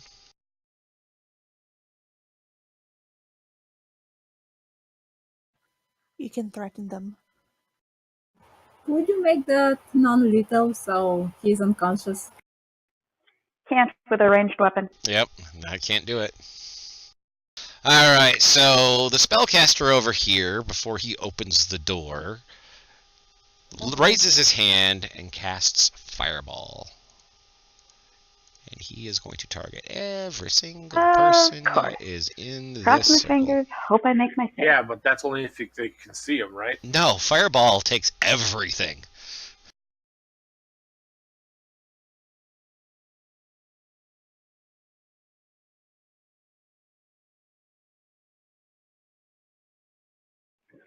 I take no damage. Sweet. There we go. So that is that. As he opens the door and steps out. Did I actually take damage there? I did, right? I Yeah. think so, yeah. Even if you succeed, you take damage. I don't think that's the case with my shield master, actually. I take no damage because of evasion. It was a dex save, and I succeeded. So you can go ahead and take the damage off yourself. No, I have to use my No, reaction. you still take so- damage even if you succeed in the dexterity. Well, no. For rogues who have evasion, they actually kind of sidestep everything. And I could hide behind my shield and prevent all damage, but it uses a reaction, which I've already used. But didn't you use a reaction last turn? This is a I- new turn. Not until it becomes his no. turn. Are all the other... Everybody I'm else is just- still standing? Yeah, it looks like it. Let me just double check, making sure Ooh. everything is good to go here. Let's see. When you're subjected to effect allows you only take half add damage instead of no. Yep. So she succeeded, so she takes no damage. So Ariki is still fine. Seeing if the bad guys are dead yet. Nope, no bad guys are dead. And it is Seraphin's turn. Alright, I was about to say, what a weak-ass fireball. We can cast Yeah. something that's very fun. Wait, didn't Aglios see him coming through the door? Couldn't he? He doesn't have counterspell? That's up to Aglius to use it as a reaction.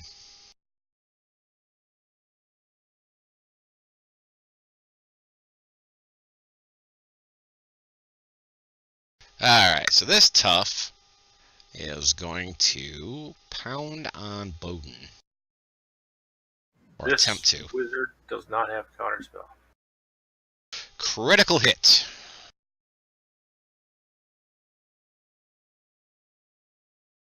Oh, Shield of Faith is off Seraphin. Attack roll 2 misses. Offhand with a short sword misses. Alright, this Master Thief over here is going to move around over this way. And he is going to attack the big blue woman in the middle of the room. And since Aglius reminded me that they have flanking, I will put it at advantage this time.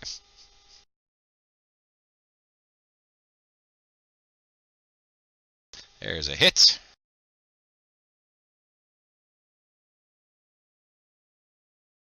Second attack.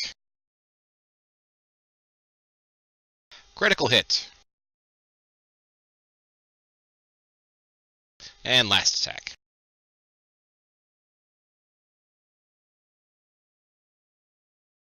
Nice. Bowden, your turn. Bowden will attempt to shove the Master Thief to the ground. Okay. Give me a strength check and I'll oppose it.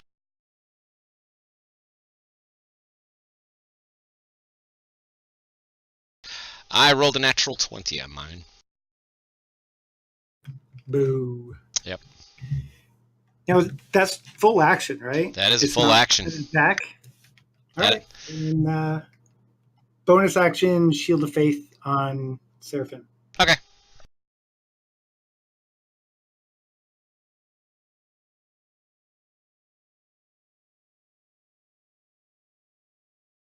All right. Don't forget to add the Shield of Faith to Seraphim. So, Yeah, I was trying to find it. Lady Arcana,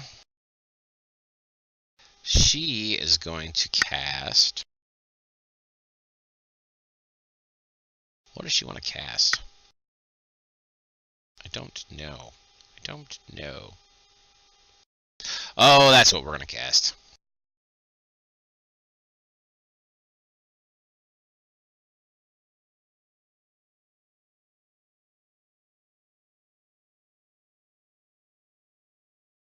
It goes well off the map, but she is going to target the thief, and the tough that is south of Bowden. As a cone of cold comes shooting out of her hands, it will avoid Bowden, Blue Moon, and Seraphim 100%. It will avoid them. She's using her Sculpt spell ability to make sure it does not hit you. She's an Nice. evocation too. Yes, she is. Nice. Alrighty, so let me see here. He succeeded on his save. Failed and succeeded. Let's see if this works properly. Yep. Did not work properly because those two are not supposed to take any damage at all. They have evasion as did. well. No, they took 22 apiece. Yeah, but if you look at it says half. No, they're not supposed to take even half. They've succeeded on their saving throws. They're not supposed to take any. Oh, okay. So I'll have to give that back to them. So, okay, there we go. The evasion code doesn't work. Just as a point of note, evasion isn't working right now. One of them did. When the fireball got thrown, one of them, it said 0 damage evaded. Really? Huh. Yes, it did. So that's unusual that it's working but not working. That's weird. You know what? I'm not even going to reset the hit points. We'll just keep it as is. Whatever. That's fine by me. Alright, so there we go. One dead. Aglius.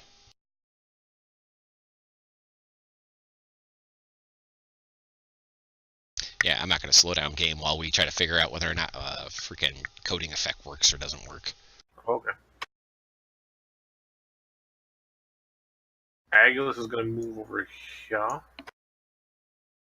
Okay. Take a shot at Master Thief 16 with advantage. Because you are invisible. You hit him.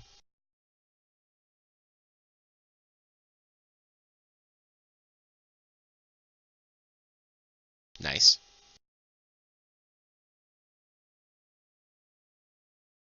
Alright, so this guy, he is going to attack Blue Moon. At advantage for flanking. Misses with the first attack. Would she be considered within 5 feet of me, or is that too far? I'd say she's just outside that 5 foot. Just outside. All right. Second misses. And last. Oh my lord, she's just floating in the air. She's doing the whole Matrix thing up there. He's going to use his bonus action to disengage. And he is going to run over this way and out through this door. Blue Moon, it is your turn. Okay. Can he disengage 2 targets though? Disengages everybody. Okay.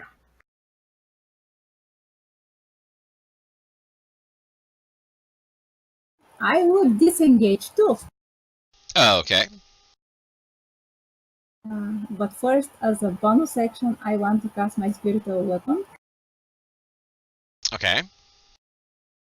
I'll give you a token.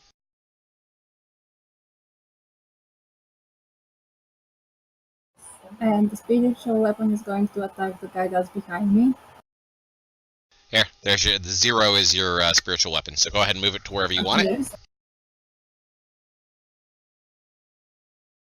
Okay. And your attack does hit him.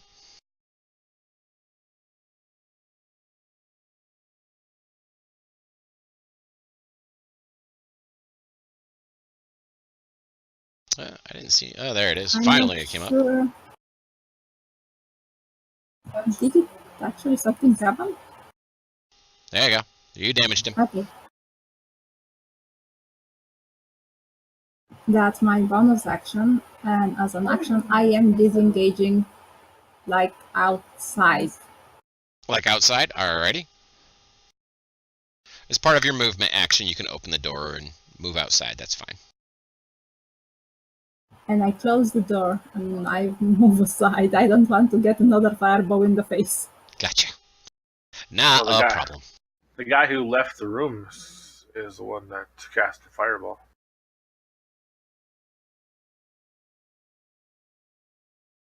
I'd rather than be a dead cleric. Yeah. Dead clerics are no fun. So when you're all done, go ahead and advance your turn, dear.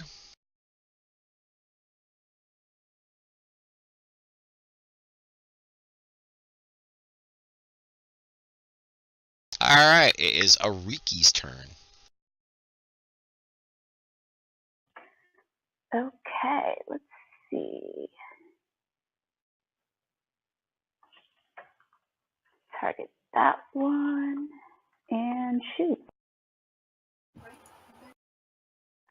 Nope. Don't miss. And I think, I think that's it. You don't want to shift and hide on the chair? Or I'm sorry, behind the chair? Actually, can I move there and hide from, at least from Tough 25? You can use your bonus action to hide. So if you'd like to roll your stealth check in the tower. Awesome, thank you. I've got you. Alright, so this guy is not really happy where he's at.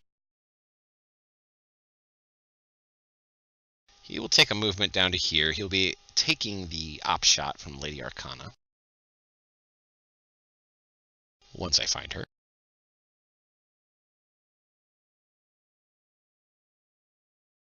And she bops him with her staff. Ouch! Damn it, that hurt.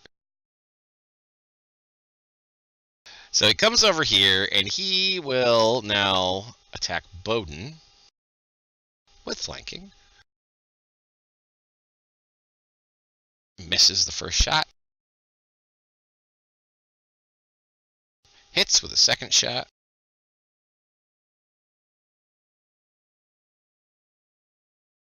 And then finally the third. Hits. Okay, and then he is going to take a bonus action to disengage to go this way and out through the door. He does not, however, close the door behind him, Sweet. So we can see what's in the so you doorway. can see what's over there. And let me open up a little bit more here.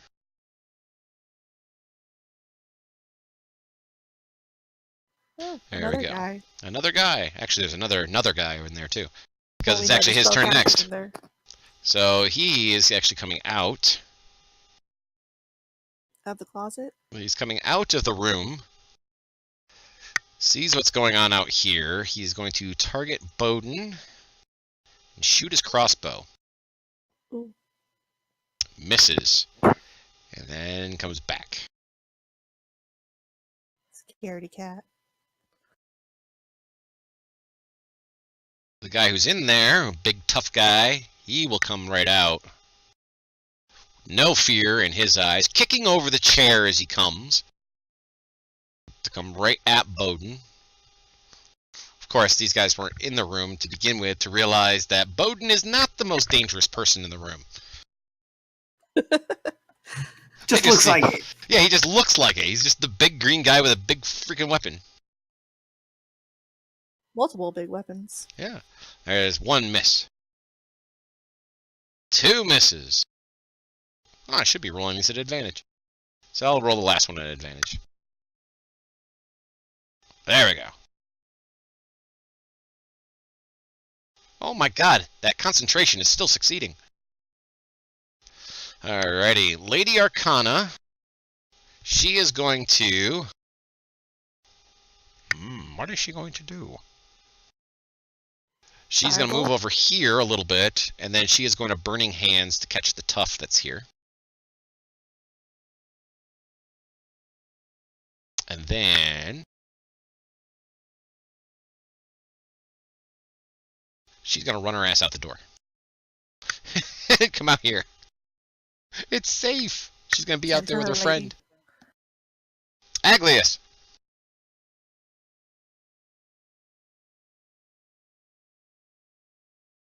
Those are walls in your way, just saying. Okay, so what, 25 then? Yes. Okay. So 25 to there. Well, I kind of want to end right there. Oh, right here? Okay. Okay.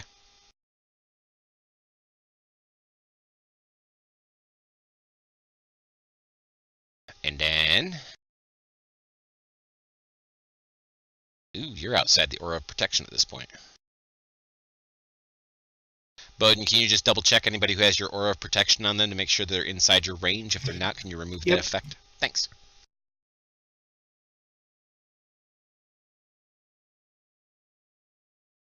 So what are you going to do there, Aglius?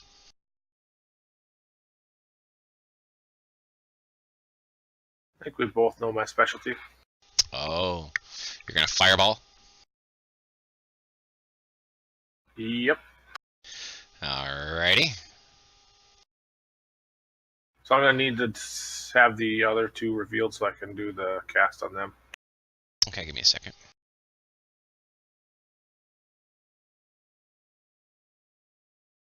Technically, Where'd the other there's guy three. go? There he There is. should be like a spell person in there. Yeah, too. he's in there.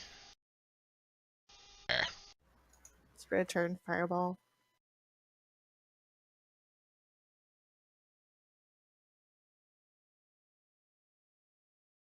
Now I'm going to be very interested to see these thieves. If it works for them or doesn't. Okay, so the tough succeeded. That tough failed.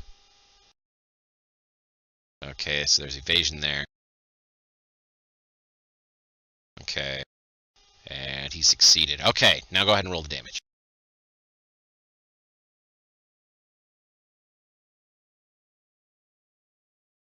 I'm assuming you're using your spell shaping in order to your spell sculpting, so you're not Yep. hitting Bowden and Seraphim. And the question But here the is, challenge is, well, here's the big question: are you casting from the staff? No, I'm not. I'm using my own slots. And that's Okay. why I'm trying to figure this out, too, because I would like to cast it at the 5th level. Okay. All you have to do is when you grab your damage, okay, for Fireball. Let me find it. There it is. All right, when you grab the damage, grab the little damage button instead of actually hitting the button. So left click and drag it over the chat, and then right click on it twice. That will make it a higher level spell slot. Excellent.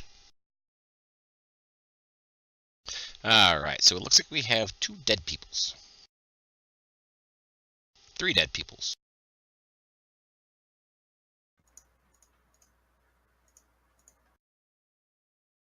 Okay, then that'll end my turn. But we're going to need that tattoo guy on the map so we can spare him yet. So you can spare him? Yes. Oh, we he's need done. information from this guy. No, you guys have already done. He's done and gone. He's dead. He's so Yeah, he's dead. dead because between the 2 fireballs and everything else that's been going on in the middle of the room, he's dead. He's failed all saves. Okay. Yeah, he's crisp. We But we still did need talk his to the body. dead. Say Well, we're again, gonna Blue? loot the body for Save sure. his body. Save his body. All right, We have Revivify, don't we? revivify. Yes. Well, we could talk to the dead. Well, we'll see. Blue, please make me a perception check in the tower. Okay. Everyone knows what's going on.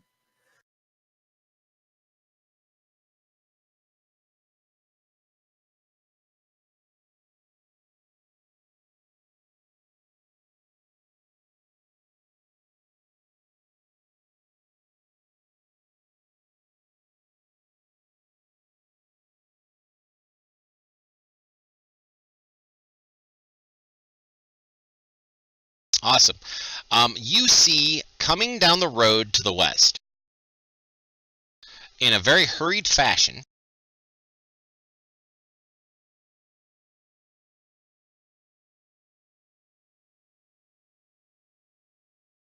Sir Ovulus, his priest, and the knights.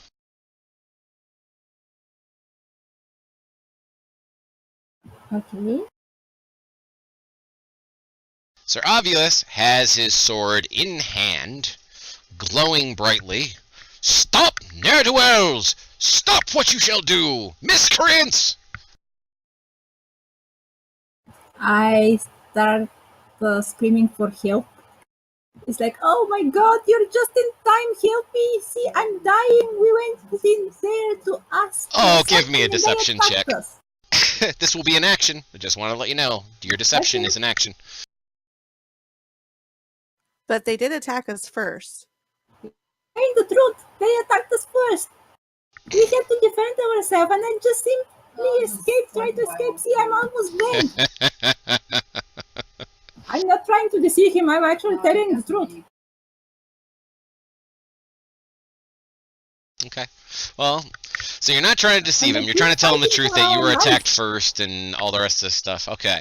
Yeah, I'm telling the truth. I'm not deceiving him. I will allow you to make me an insight check to determine what he thinks. Hopefully he believes In you. the tower or in Oh, you can do it the- out in the open. I'll allow you to do it in the open. Okay. You understand that he's coming and he isn't going to stop. And here is what you figure out. Sir Ovulus and his men are the self-appointed police of town. You guys are outsiders. The Rubino and everybody else inside the tattoo shop are townies. Therefore, you're bad guys attempting to rob a shop. He's not going to be convinced. He's wrapped up in his own holy might and his holy righteousness. He is coming Can and he I is going to heal slay all of ward you. myself as a bonus action? Can you what? I'm sorry. Heal myself as a bonus action? With what? Healing word? Yeah.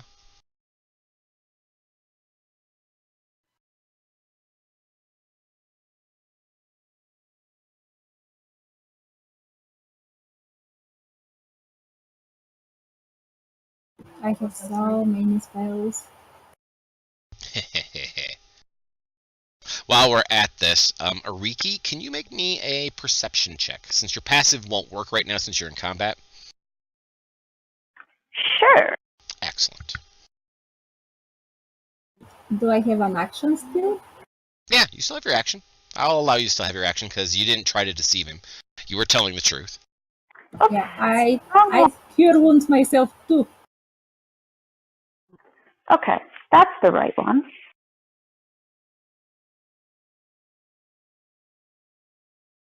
What did you find? There's a thing behind me. Right behind the chair next to you, there is a secret door. That's my action. Is it secret money or just a secret? It's a secret door. It's not secret money. Oh, well, it's a money sign. It's a secret door sign in D&D. Is it really? It is. It has been since the early 70s. I did not know that, but that's Really? pretty cool. I suspect it comes Me from too. the S on the wall. Exactly. Yeah, it's actually just the S. The line is not part of the secret. No, it's not. Alright, so the knights and stuff, they won't go until next turn, but they have been seen this turn.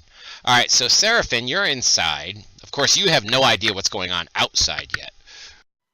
Nope, unfortunately. Okay. But did I hear the yelling outside? I'll allow you a perception check at disadvantage, only because you guys are locked in combat. You got fireballs going off in your ears, you know, all the rest of that kind of stuff, so. Is that going to take up my action or no? No, I'll give you this as a freebie. So you said perception disadvantage? Perception disadvantage, yes.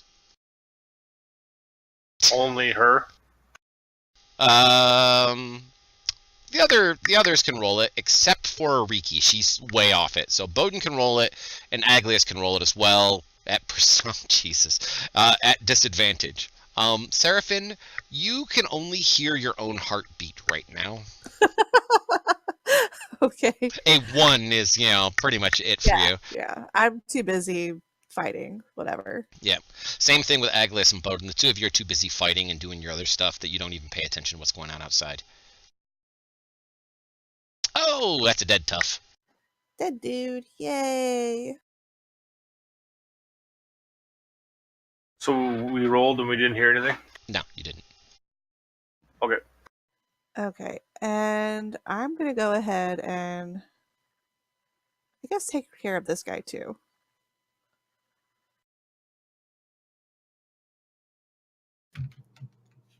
We need to save one. There's one in the other room. And I'll use my second attack on him. Okay. Hi there. And my bonus attack, which does absolutely nothing.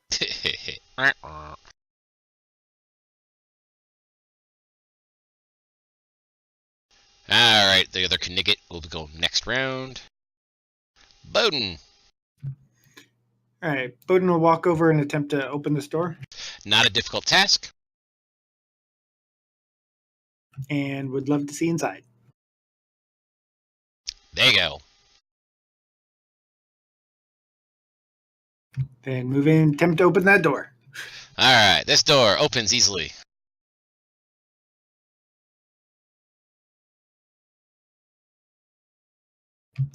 Oh, jeez, come on. Another door.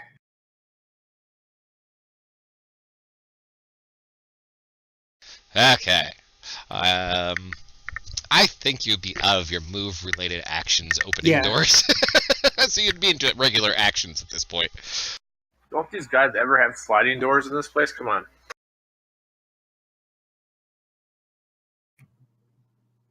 So what's in that one? Oh, so you're going to use your regular action to open the next one?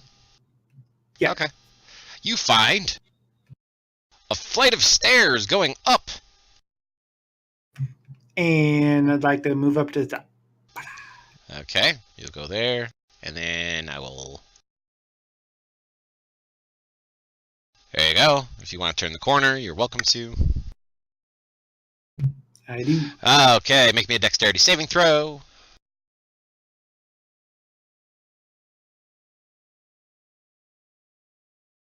Not bad, but not good enough. Wow. You get here. You step on the stair, it opens beneath you, and you fall. I engage my boots, which wings flit out of them, Is that and I fly. as a reaction or as an action? Don't know, actually.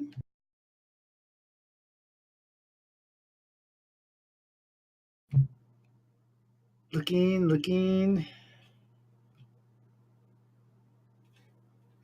It just says I have a flying speed equal to my walking speed. So I will say that you will hover right where you are as it goes Okay. out from underneath you. Sounds good. Then I will likely be done. You are so lucky, man.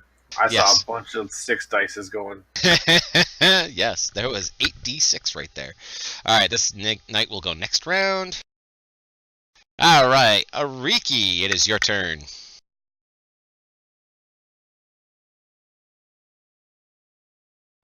Sorry, hang on. Not a problem. Take your time. Okay, my turn. There is a secret door. There is. Can I open the secret door? Yes, you can. It slides off to the side. Hey, you wanted sliding things? This is a slide thing. It slides off to the side. Door. All right. Then, if I don't see anything worrisome right away, then I will step into the room. You step into the room, and you can see that the door to the south is open.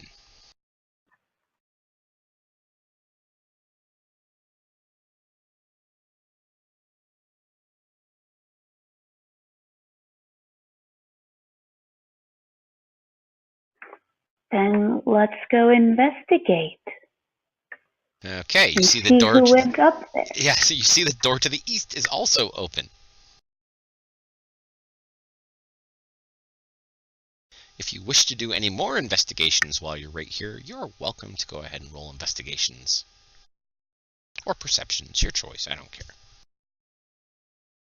Okay. Holy crap. I bet you got that thing where it's like you can never roll anything less than a 10, don't you? I'm not sure what level they get that. No, I don't see that. I can't remember what it's called off the top of my head. Yeah, no, I'd recognize it if I see it, but I think it's called Reliable Talent, and That's I think it. it's like a 12th level or 14th level Okay. ability. I have 20 more feet of movement. Yes, you do. So you see nothing of anything worrisome at the moment.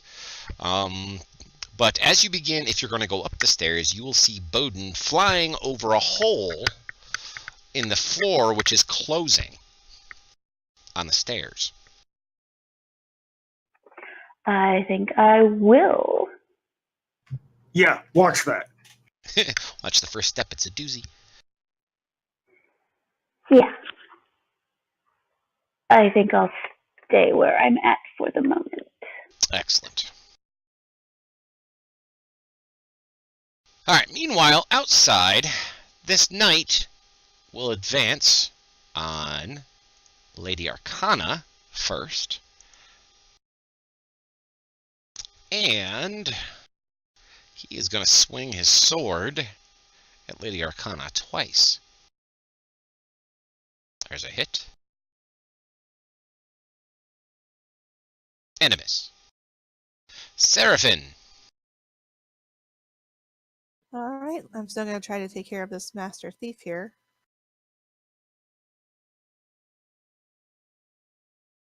That's a hit.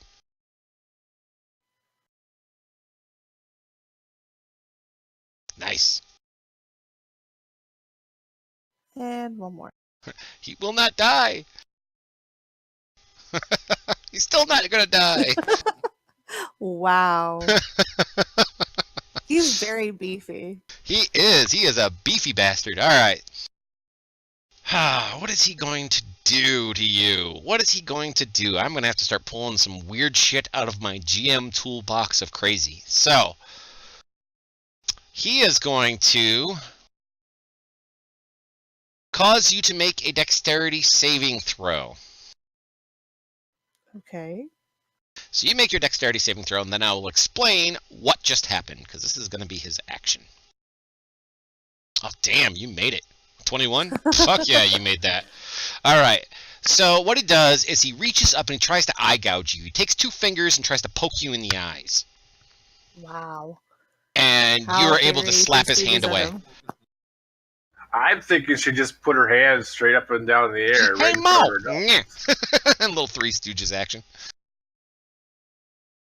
All right, Bowden, it's your turn.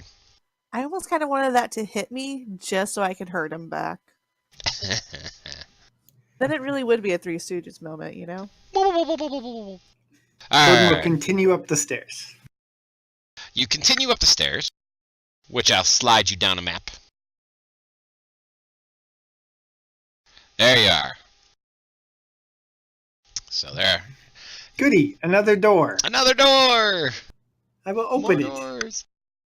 Alright, you move to it and open it. And what you see is a long hallway. With, guess what? More doors? More doors. Oh, goodness. Bolton loves doors. At least this is a small shop, I guess. I will actually stay here and ready a javelin if anybody comes up. Okay, so I'll just put you right there in the corner. Alright, Lady Arcana's turn. She was not really all that happy with just getting slashed by a sword. So, Fireball. no, she's not going to fireball. So She let me could, ask you, though. Gio. This door to the outside, that's open, correct? It is open at the moment, yes. Okay, good. So she is going to magic missile him.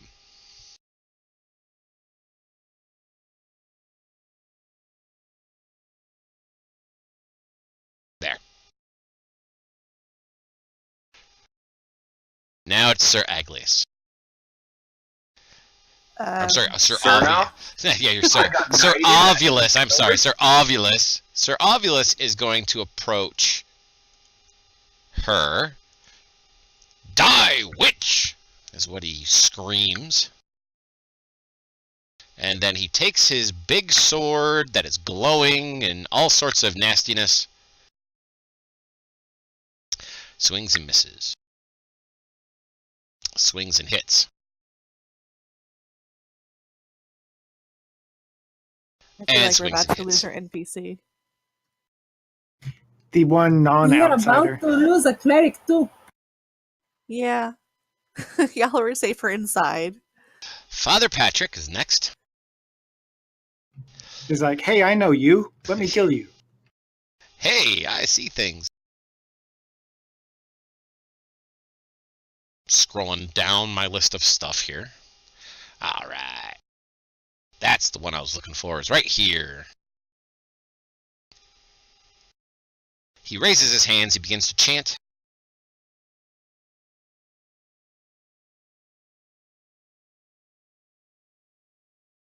And casts Flame Strike on Lady Arcana and Blue Moon.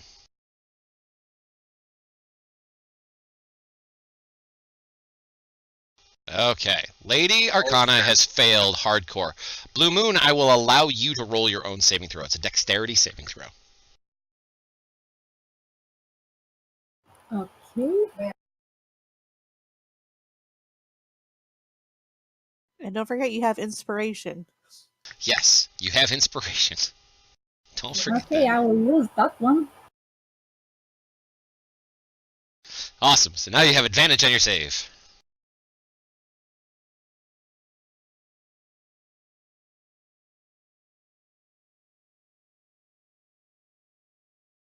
This is gonna hurt. I'm looking at the dice. I'm like, ow, this is gonna hurt. Alright, you succeed! So you'll be taking half damage of this. So I'm gonna untarget you for a second. Boom! Big hit on our Lady Arcana. And then you will take half of that.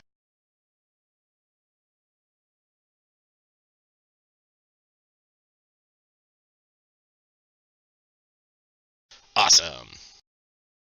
There we go. That is that. She flips upside down. Aglius, it is your turn. You most definitely heard that outside, Aglius. I did. And so, seeing that somebody's making attack actions towards Lady Arcana, which I know she's out there, I am going to use my chromatic orb. All right. Target yourself and make your own saving throw, please. Chromatic orb. I know what you did. Or make your own attack roll against yourself. Against myself? Yes. It's the Is that a door. disadvantage? No. Forgot We about wish. the door. He's invisible. Yeah, he can't see where I'm coming. He's not attacking you. Your spell You rebounds are. back to the caster.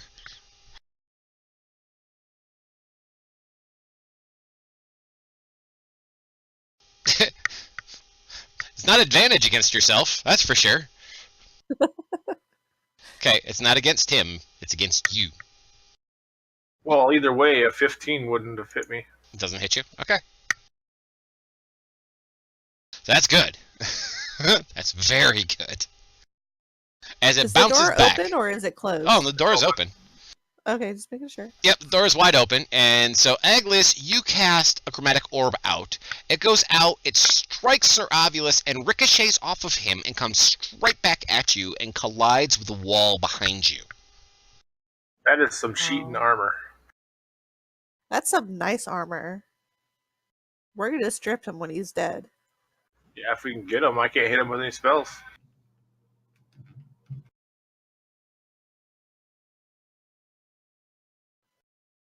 Well, Aglius is going to follow towards Seraphim. Okay. Really? You don't want to close the door and never mind. I don't think it'll make too much of a difference. So a blob of something went out the door, then it came back in the door, and now Seraphim feels something next to her hip. Alright, Blue Moon, it is your turn. Okay, I wanted to save Lady Arcana, but since I see she's like on the ground and I'm still flying, I'll go like how high is the roof? To the roof, the peak of the roof would be like 30 feet from the ground.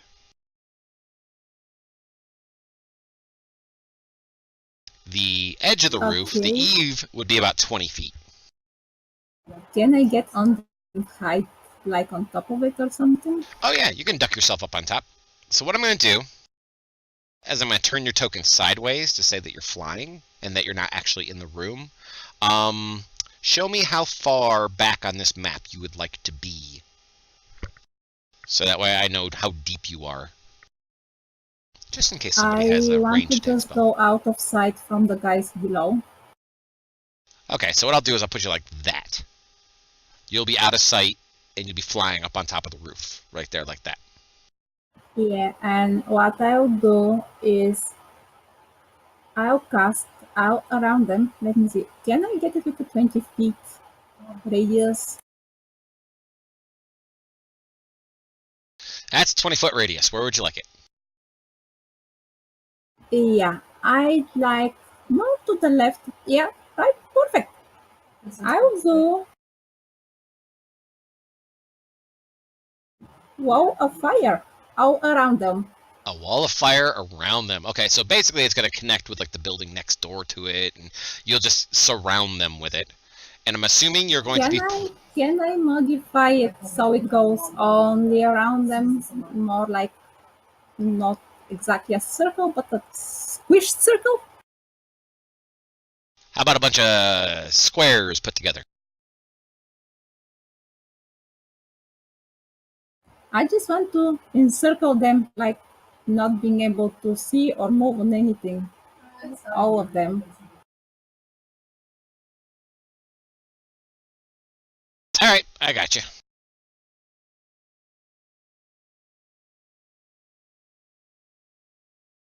Something like that. Yeah, like that. All right, there you go. So I got them all in there for you. So they are all basically trapped inside a wall of fire, which I'm assuming is Yeah. pointing towards the inside. I want to make it like all around them, since it's like 20 feet. Well, what I'm radius. saying is the heat. There's a hot side and a cold side. I'm assuming you want the hot side pointing in. You don't want it pointing out. Yeah. Outside, inside.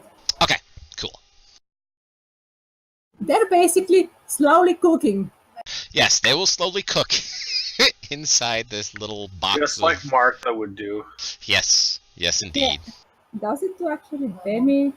Let me see. Oh, it does damage. Yep, at the beginning of their turn. Do I have to target them? You'll target them. Actually, you can just roll your damage, and as you know, each time it pops up, and I'll just drag it onto each one of them as they go. Makes it easier. Oh, wow. This first knight is going to get his ass boiled. They Okay. decided to attack me, and I was asking for help. The fuck with them. So, alright. Go ahead and advance your turn. Ah, yes, sorry. Not a problem. So, alright. So the first knight... Does he live through this?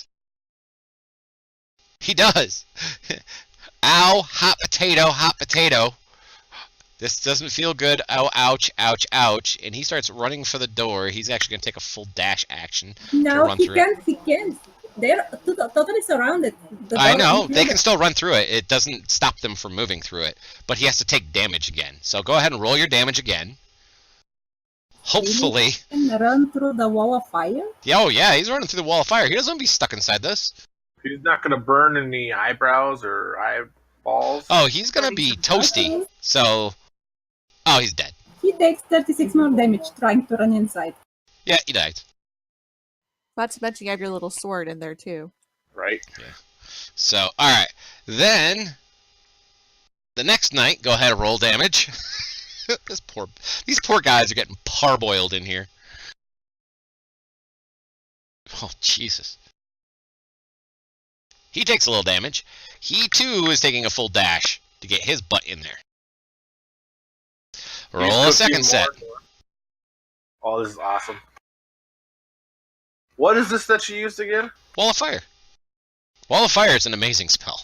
And she can sculpt it around? Well, it can go in a circle, and technically this is a circle. It's just inside everything. Oh, damn, I don't I just don't want have to words get to the describe how buildings. happy I am to hear that. Yeah, you're not going I'm to catch the keeping buildings on fire. buildings. No, you're not going to catch the buildings on fire. So go ahead and roll a second set of damage for the knight.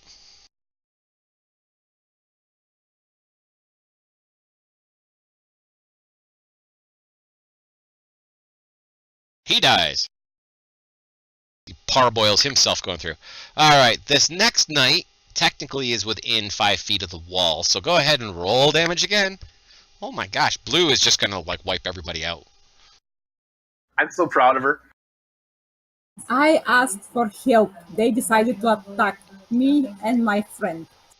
Alright, so he's using his regular action to move through. Go ahead, roll it one more time.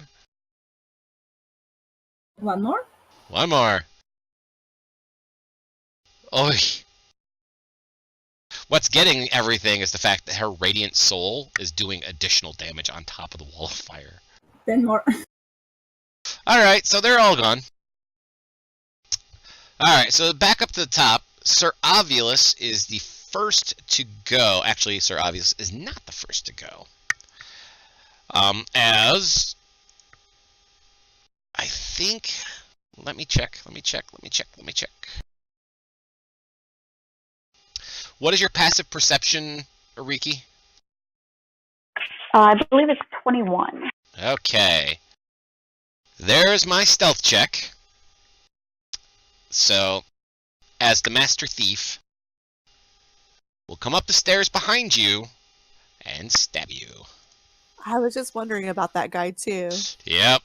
It's like there was somebody that ran in there. So, here we go. Short sword. Hits her. Unseen attackers do me. What was that? Unseen attackers do not get advantage on me. Oh, they don't get advantage on you. Okay. Alert. Oh, from alertness. Aha! See, I'm glad you remind me of these things. All right, so in that case, then let me remove that effect.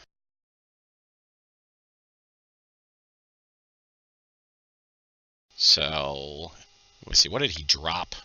He dropped the 15, so that would have been a 22 that hit you. Would a 22 hit you? Yes. Okay, so he'll do normal damage to you then. His next attack is a miss.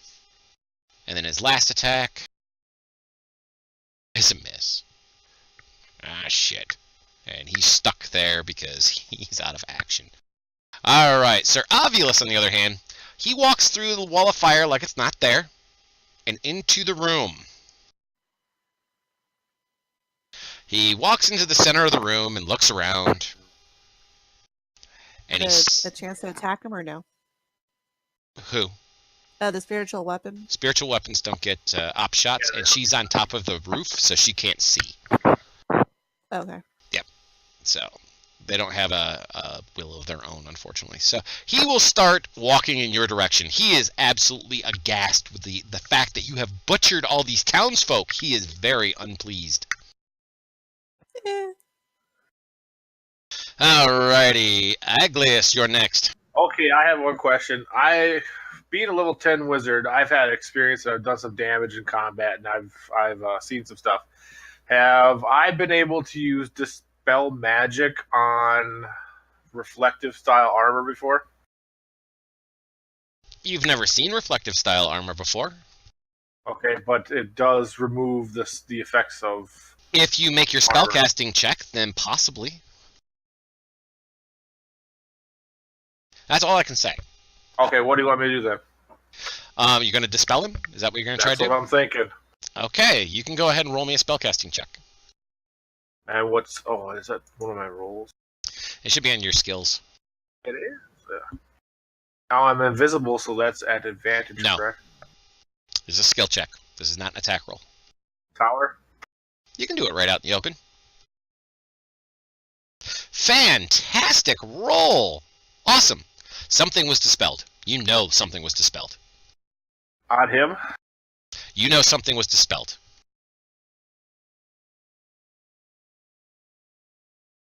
Okay, I'm gonna slowly back towards this way. Okay. Roll me percentile dice. Roll me percentile dice. There we go. That will be my determining factor. You want low. You do not want high. You do not want 51 or higher. Awesome. Yeah. Okay. You got exactly what you didn't want. Yeah. Because I'm rolling awesome right now. Yeah, you are. You're rolling highs. Okay. Blue Moon, it is your turn, dear.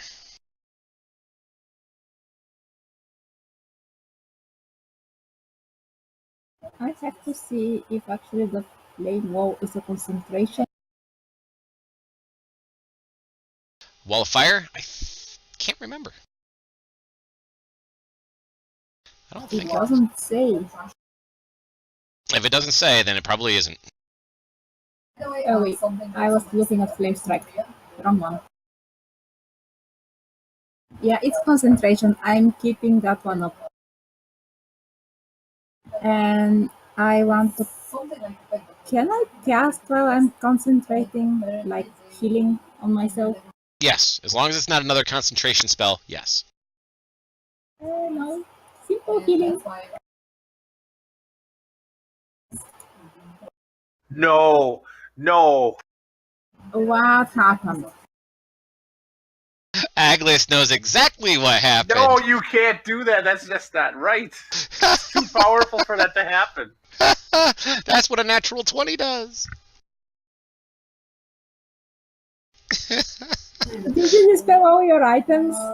No, Blew up my staff of the Magi. no, it didn't blow it up. I dispelled it. It has 0 charges. There is no charges left in your Staff of the Magi now. Oh, but they can be recharged, though, correct? Yes. Okay. Yes, it does not make it do the retributive strike. It just dispels it. So the next day you're gonna have to start Dang. recharging. So Yeah, luckily, yeah. there you go. Sweet. I want to use a 3rd level spell slot to heal myself. Okay, then go ahead and roll 2 more d8s, and we'll add that.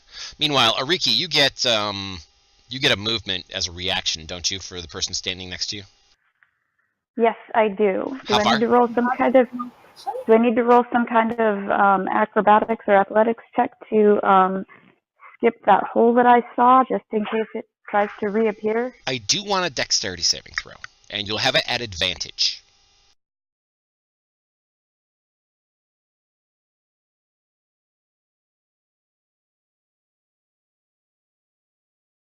Awesome. All right, yeah, you'll get to the top of the stairs with no problem. Okay, that was my reaction. Yep. And then I get my turn. Yep. I can no longer see the dude, right? He's around the correct, corner. because he's around the corner and down the stairs, yes. Okay. But I should be able to move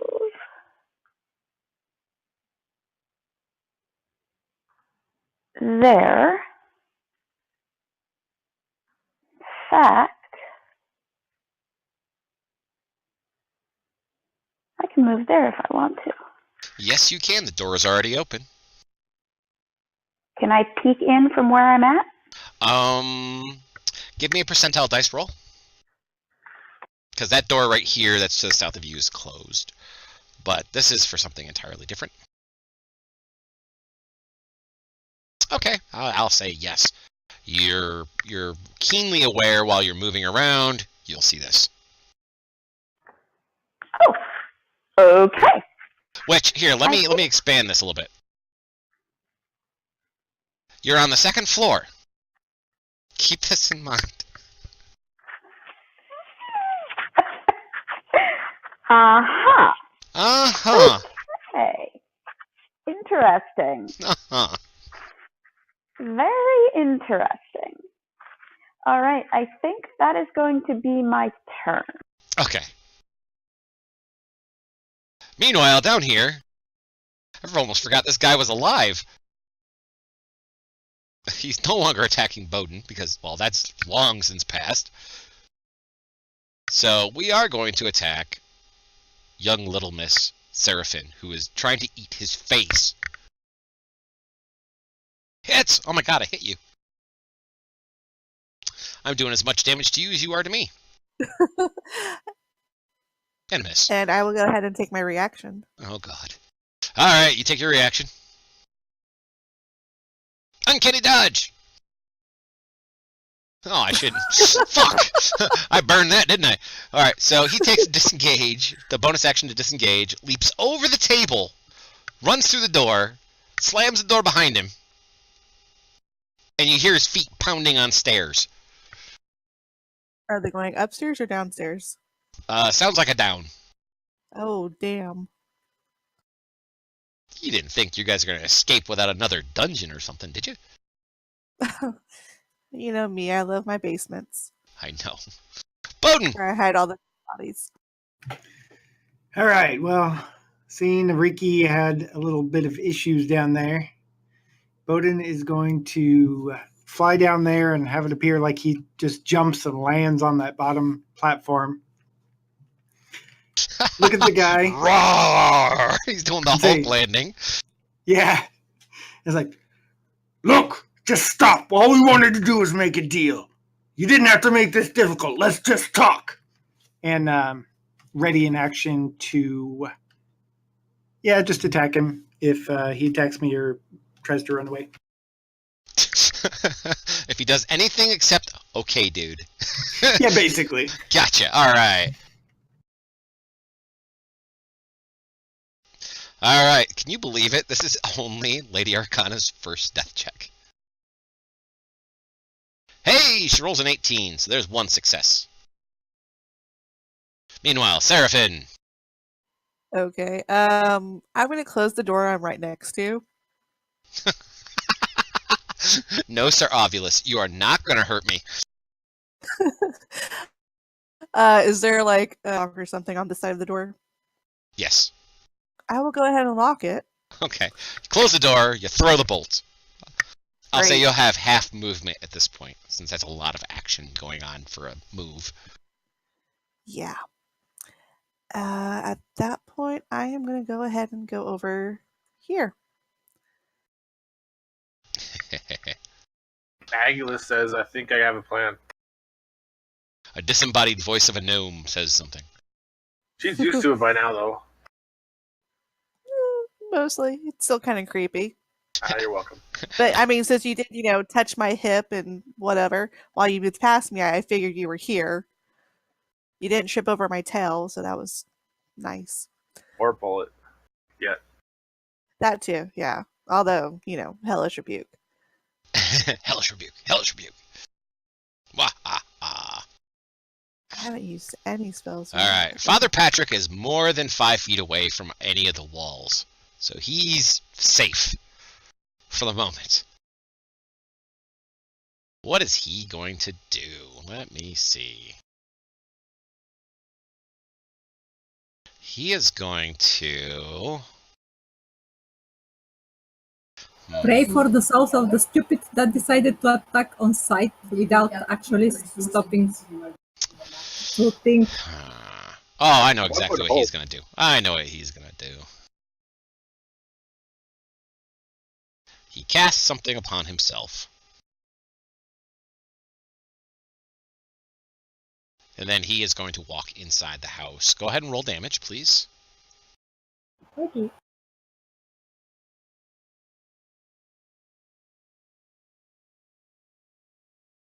Sorry.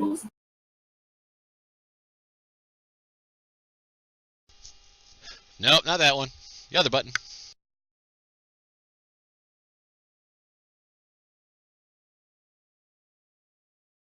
I have 2 damages. I was wondering why. You have 2 damages? I don't know. Yeah.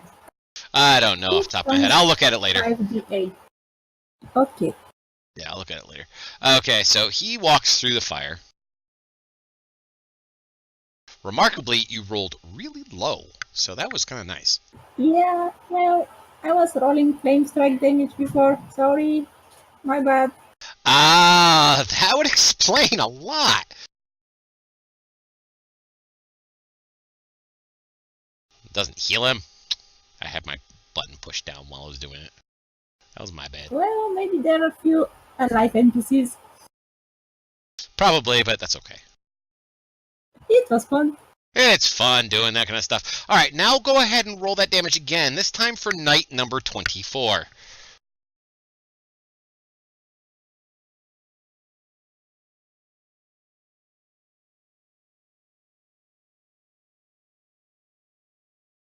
Just wanted to let you know, you have yourself targeted for all of your damages here. Yeah, so let me give that back to you. Yeah, let's give that one back to you. Yeah, because I was healing myself. Aha! So, On the upside, that's basically the same amount of damage you were rolling for the other one. yeah. So, on the other hand, though, this guy will take a severe amount of damage, and he'll die just going through the wall, because he has that few hit points left. He has 6 hit points left. He dies as he tries to go through the wall of fire.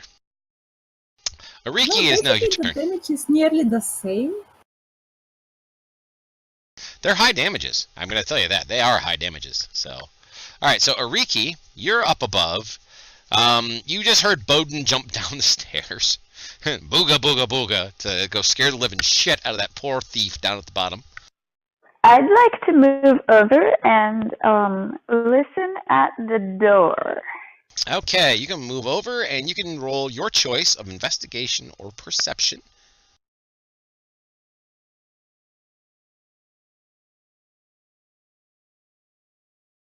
Okay, you do not hear anything. Okay. I would like to check the door for traps. Alrighty. That will be an investigation check.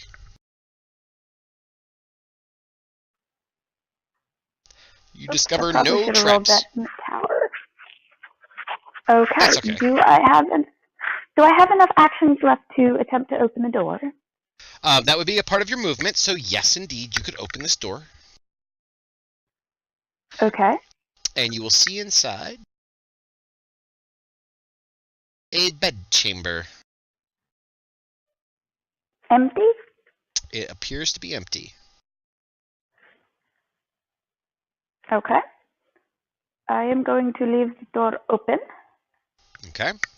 And if I have enough movement left, I would like to move over here. If I don't have enough movement left, then I guess I will stay put. Nope, you do indeed have enough movement. And that will be my turn. Excellent. Sir Ovulus moves to the door, and he is going to begin beating on the door. Let's make a strength check for him. Oh, jeez. Alright, nobody's behind the door, so that's a good thing. As Ovulus walks forward, and as his action, takes his foot and shoves it into the door, breaking the lock and all, and forcing the door open. Oh my. Ne'er-do-wells shall not hide from me! Blue, it's your turn. Okay,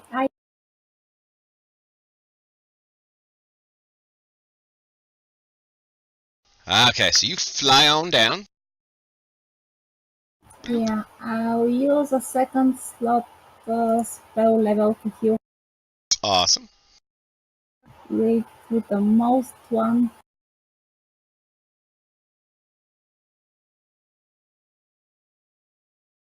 Yay! Lady Arcana's gonna live! If she wasn't indebted to Blue Moon to begin with, she's gonna be even more so now. Blue Moon is making her own army. I feel like we should pick up some silence charms next time. Put silencing charms around the buildings. If she's like, I'm like, make a silent to like keep quiet, and as I'm grabbing her around the waist, and I'm going to look upwards and whisper to her, I'm gonna bring you up the roof to be safe. Ooch. Nice. Okay. So you will pick her up. I think you're strong enough. Let me see. Yeah, I'll say you're strong enough to pick her up. She's kind of a wafy little girl. So you can pick her up and you can carry her up on top. But that will pretty much burn off all the rest of your actions and movement is to get her up Okay, there. yeah. I'm fine. Okay. I just want to make her to get her to safety. Alright. Matter of fact, what I'm going to do is I'm going to put the two of you over in the gray section.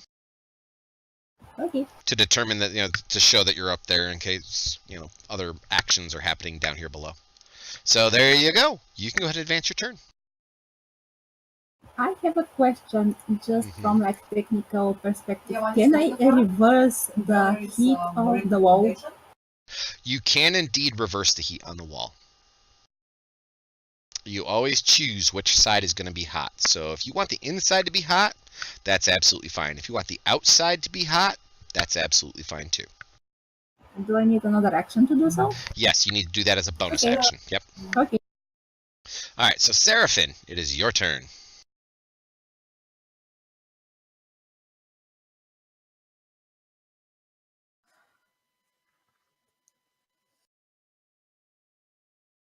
I didn't really like him to begin with, so I guess it's okay if I kill him. He is kind of schmuckish. Yeah. And he has terrible taste in music.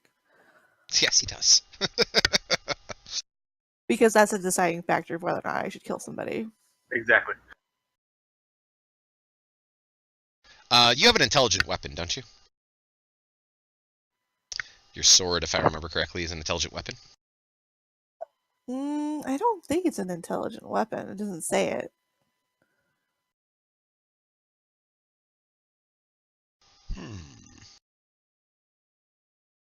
Yeah, it's an intelligent weapon.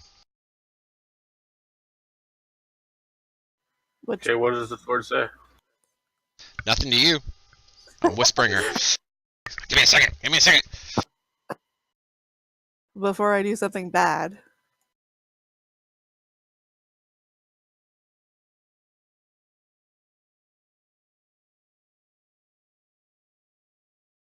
All right, then.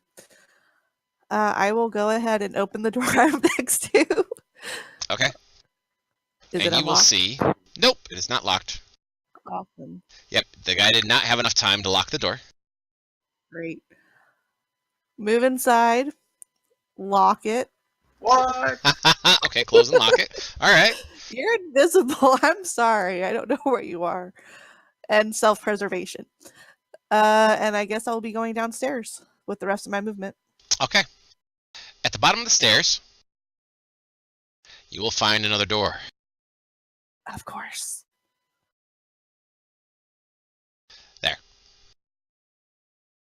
I've dropped you on the map to the north. Okay, I see it. What do I have left? I have movement left, right? Yep, you're actually, this is the exact same spot as the door above. Well, the wall to the south of you is where the door above is. So you have, what, Like 25 maybe feet of movement 20 left? feet or so. Yeah. All right, so there. Is this door closed? Obviously, it Yes, probably this door is closed. Do I have enough movement to open it? You don't have movement, but you could utilize a bonus action. Doesn't look like it's locked. Okay, I will utilize the bonus action to open the door. What you see is this.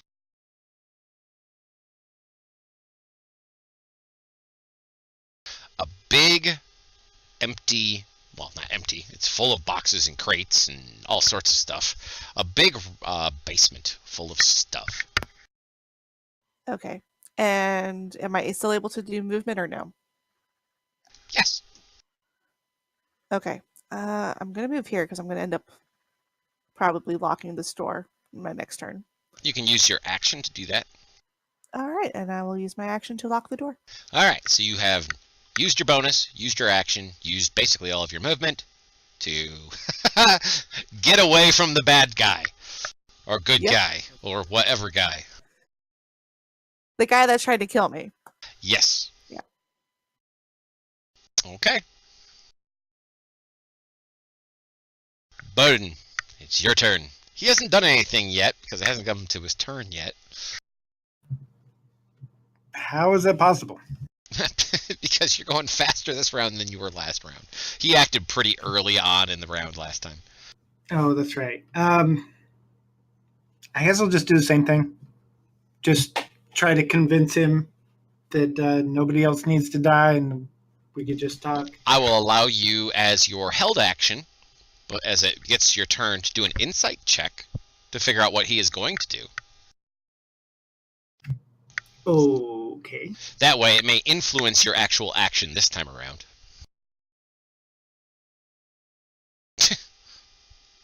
So what's he doing? You have no idea. A 3 will tell you nothing.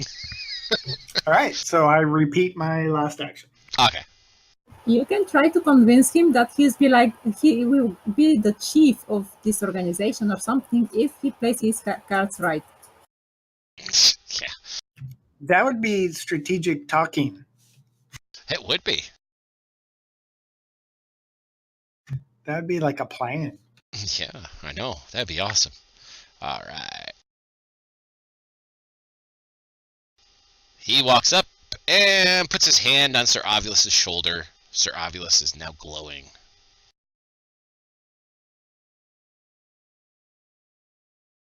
Lady Arcana is going to just lay there for a minute. Yeah. They can talk. We both sit on the roof and chill together. Okay. The Master Thief, who is around here somewhere. Where'd he go? Ah, there he is. I knew he was around here somewhere. He actually will come out and he will attempt to attack Seraphim at this point. He just breaks from hiding like crazy. Wow. Oh my What's done god. with him? I mean, I would have just left him there if he stayed there. And last shot. Last shot. Hit me so I can hit you back. He's missed you all 3 times. He's like, aha, aha, oh fuck, oh shit, no, ah. And he uses his bonus action to disengage and move. Oh, he's showing me the way out. Or a better hiding spot, who knows. Aglius.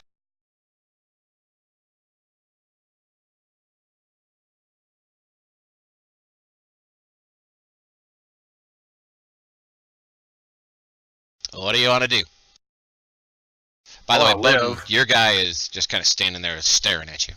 I am going to move over here, and since my greater invisibility is going to be coming up here pretty soon, I'm going to recast it on myself. You still got 5 rounds on it. I do? I thought it was only 6. I see 5. Well, it was 6 before this, but now it's 5. It became your turn. Okay. That's lots of time. Do I have to use a dimension door on myself, or can it be placed anywhere else? It's a door that you walk through. Only I can walk through. I can't put it on the floor or anything. No. No, you can't make it into a trap to make them fall through places. Oh, come on. Nice try, though.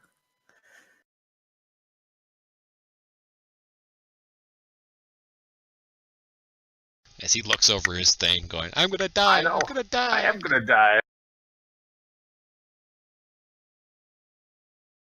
Well, why don't you just walk through your dimension door? Yeah, but I want to be able to help you guys out too. Well, I guess I could try it. I'm gonna go to use the dimension door and go to the basement where Seraphin's at. Try reading Dimension Door.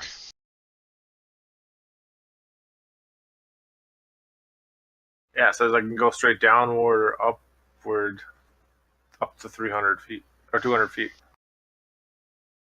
Yeah, be careful not to end in the earth below the house. Let me see. Da-da-da-da. It can be a place you can see, one you can visualize, or one you can describe by stating distance. So since you haven't been to the basement, Yep. that would be a little hard to do. So, you can say you want to go straight down X number of feet. So you tell me how far down you want to go. Have I read blueprints of standard buildings before? No. Damn. You could just go back outside with Blue Moon and Yeah, Lady she's got Arcana. that wall of flame up though. Yeah, but no, you can go outside that. You have no idea about the wall of flame because all of you were inside. Oh, that's true. And meanwhile, while that's going on, and you're trying to figure out what you're going to do there with that, I just would like to point something out to my chat room so they can see something.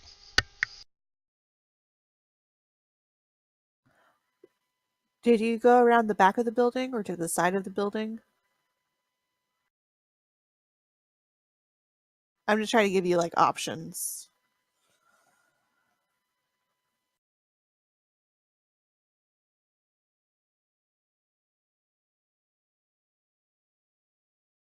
So, I am going to dang.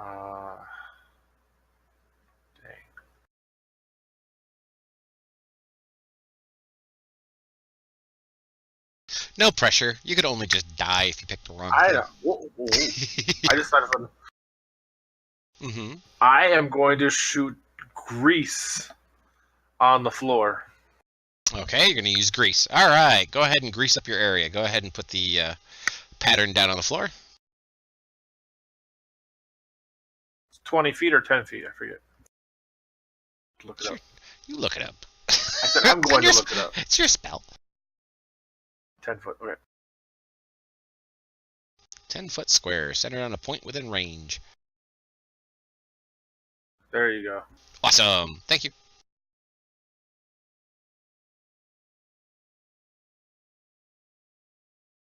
All right, Ariki, it is your turn. Now, Bowden, as I said, that thief in front of you is just kind of staring at you. Like, and not staring at you as in, like, I'm going to attack you or I'm going to give up to you. He's looking confused at you. You really just kind of... You confused him when you jump down in front of him. He's like, what the fuck?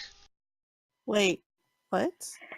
He saw Ariki run up the stairs, and then Bowden jumps down at Yeah. him, and he's really confused because he didn't know Bowden was up there. Exactly. So, as far as he's concerned, he had an archer run away and come back as a half-orc It's like you melee fighter shapeshifted. type. Yeah, it's He's like, what the fuck? yeah, he thinks that the Hulk just jumped down. It's like ran to the top of the stairs, hulked out, and jumped back down the stairs. It's like, what the fuck is going on here? This isn't right. Gender changing everything. Remind me to tell I you would about like- my half-orc character, Happy Harold, the homosexual half-ogre. Oh, jeez.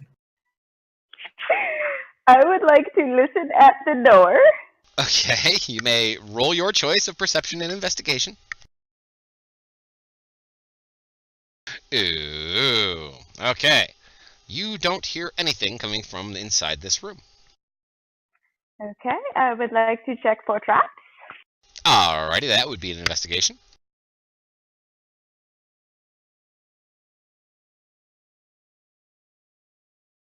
There is absolutely no traps on this door. None whatsoever. Ever, ever. That sounds like a very low roll. Or a Either very that or an extremely high roll.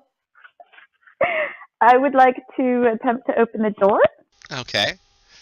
And you put your hand on the doorknob, and it's locked. Oh. Wah, wah. Okay, then I would like to move to about there-ish. Okay. And if I have enough actions, etc., I would like to listen at that door. Unfortunately, you do not have any more.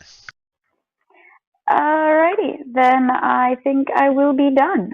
Excellent. So the thief has now overcome his shock at Bowden jumping in front of him and will attack him. Okay, I will attack him first. Yes, you will. As he raises his short sword to attack you, you may attack him first. Make him go squish. Hulk smash! Holy shit! He's gonna go squish. He And goes I'd like to do smite. non-lethal damage. Oh, I was gonna say, you're gonna smite him? Alright, so you're gonna do non-lethal. Gotcha. Alright, not a problem. Boo. I think I am going to smite him, though. Alright, add that smite in there before we roll the damage. Add as many dice as we possibly can. Yep, trying to find it. There it Oh, critical hits are the perfect time to do this kind of stuff. And he's a half-orc, so he gets an extra die in there on top of it. Bam! Take that! He's still standing. Dang. What? Yes! But he's really hurt. You hit him again. There you go. Now you knocked his ass out. I'll turn him sideways since I know Okay. that you did non-lethal. Aglius. Now it's his turn. Does he make... Oh, no, he's just unconscious. I'm just waiting it out. Okay. Go ahead and advance your turn then. Bowden, it's back to you. Well, do I hear other stuff going on downstairs? No. Not from where you are. You can't hear from around the corners and such. Ariki, I'm going back down. And he heads down. Alright. So you gotta yell to the, up the stairs. Okay. After wending your way through the doorways and such, you come into the room and you can see the priest and Sir Ovulus. Sir Ovulus has the sword. That gorgeous sword you liked so much. Sir Ovulus, I'm glad you're here to put order to this mess. And I will put away my weapon and just dodge, just in case.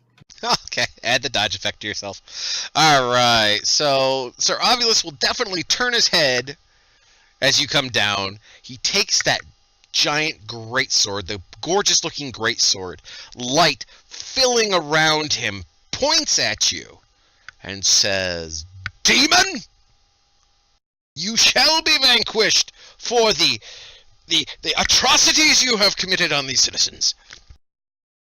The atrocities were committed upon us. I would never do something and do not wish to fight someone as pious as you.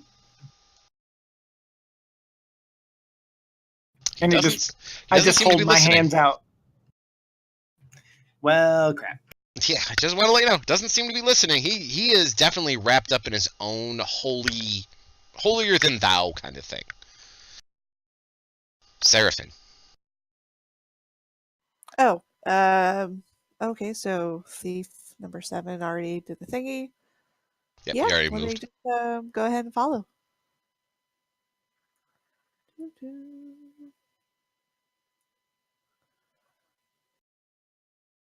You come around the corner to see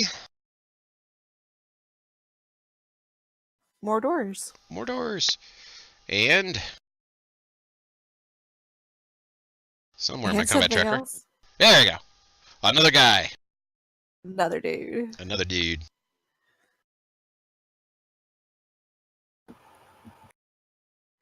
I'm going to go ahead and use my action just to move up a little bit more. Okay. Right there. All right.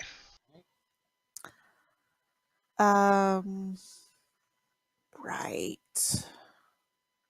You guys. And for my bonus action, okay, bonus action, I can go ahead and throw my dancing rapier and still attack. As a bonus, yes.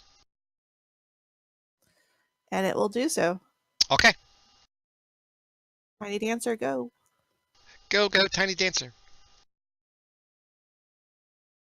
It will attack thief number 7 since I had to lay chase. Okay. Oh, thank you, cats, for that beautiful pun. More doors and more door for Hodor. Oh, God. Wah, wah. Oh, that was a miss on the thief. Alright, Sir Ovulus turns from his pursuit of the demon lady To the demon man. to the demon man. Alright, so Bowden, I need an insight check while he is attacking you. Okay.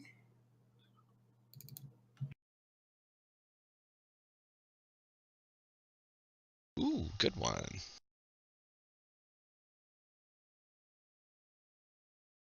Wow, your concentration checks are fucking on point, man. Why am I dropping things? What the hell spell effect is on my I'm character? dodging. Oh, you're dodging. I'm like, why the hell am I dropping things? I may have put my weapon away, but not Yeah. my wits. There you go. Alright, so he hit you twice. Hey, finally! Oh my god. I finally got your concentration check to fail. You can hear in your mind the sound of a voice, a woman's voice. You know immediately it's coming from Sir Ovulus's sword, pleading that you judge him not, for he is blinded by holy wrath and light. Oh, I know. Interesting. Okay. Alright, so thanks to someone's I'm super alert to everything around me, and the fact that this guy rolled an absolute shit stealth check, he tries to sneak up on Ariki and gets this far. Ariki, you have somebody coming at you down the hallway who came out of that first bedroom. Oh, lovely. Lovely! Okay, Lady Arcana does nothing from her position other than just hold on for dear life on the roof. Blue Moon. That's what we do.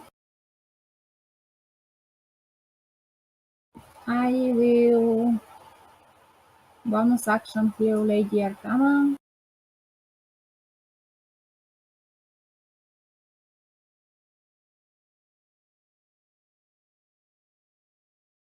Oh my god. with the third level spell slot. Awesome.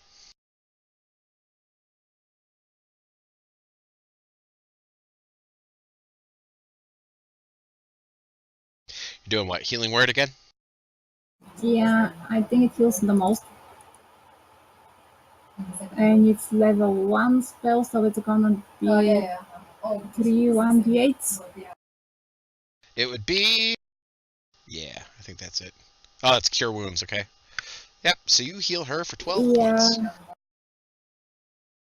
And I will use my racial ability to heal myself with a 10. Okay.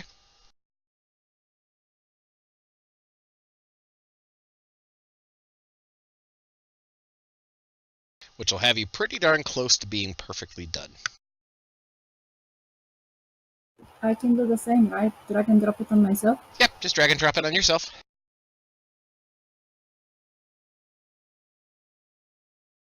Excellent. Good job.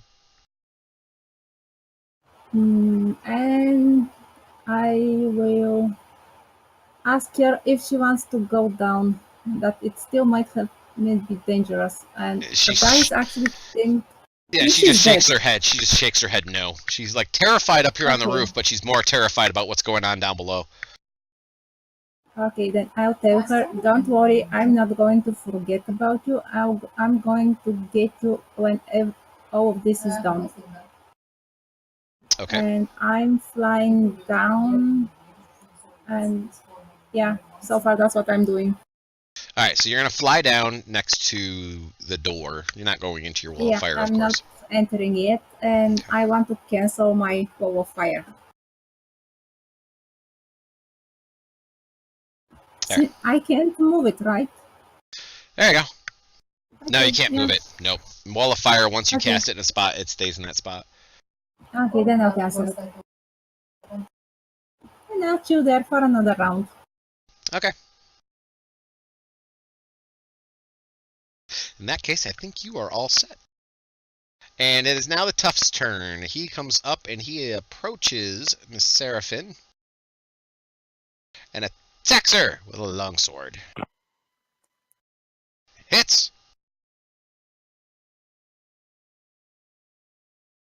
Misses. Misses. I wish Agnes could actually disenchant Sir Ovulus. You want to disenchant Seraphilus? That'd be nice. I wish he could. Yeah. Father Patrick's turn. Father Patrick is... what does he want to do? He is doing something. He says some spiritual words, and Sir Ovulus glows even more. Aglius, it is your turn. Okay, so Father Patrick is definitely facing Sir Ovulus. At the moment, yeah. Okay, I'm going to dispel my grease. Okay. So you're going to dispel your grease. Yep. Okay. I'm going to go over here by the door so I can see Father Patrick. Okay. And I'm going to cast Guise on him. Okay. What does Guise do?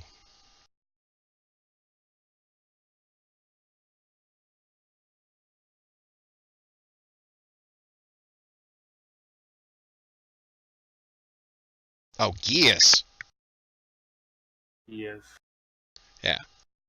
Alright, so you're going to cast Geas on him. Alright, well, that does nothing. Yeah, fantastic. Alright, Bowden.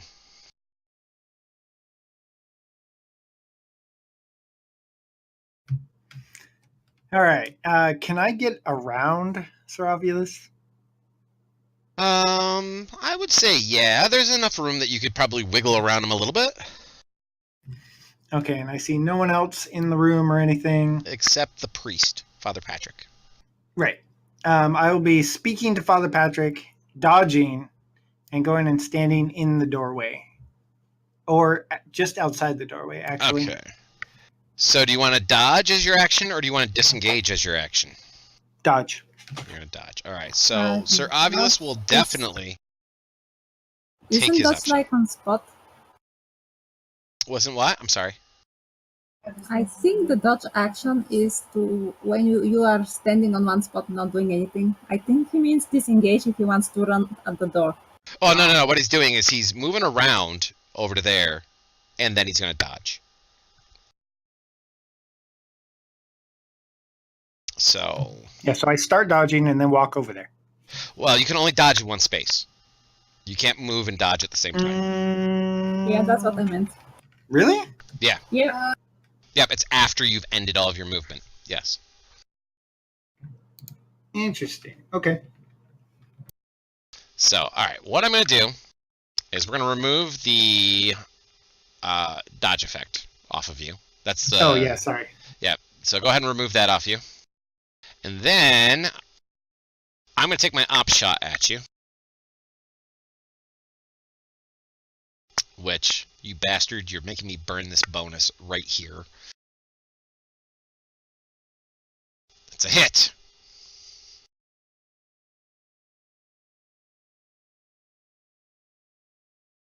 Bastard made me burn my bonus. How did he get 41 to hit? Because he just got Bonus. spelled out. Yeah. So, there you go. Alright, so Bowden's over there. Now you can reapply the dodge. Okay. That is crazy sauce. Oh, you know what? You should have taken full damage on that. That's a good thing for me to look at. Thank you. Alright, I just figured that out. Awesome. This is most definitely a magical weapon that is attacking you. So therefore, it should be magic damage, which bypasses your resistance, but it's not coded on the sheet. That's my bad. Oh well. I'll fix it. Was it because you're holding your cup of coffee in your hand again? No, that was when I spilled everything on my other thing. So, alright, I'll fix it later. Not a big deal. I didn't need to kill you guys outright, so it could be the sword itself trying to keep Bowden from dying. That's maybe what it is. Alright, so Bowden, that is the end of your turn, so you may go ahead and advance your turn whatever you wish. Riki, meanwhile, upstairs.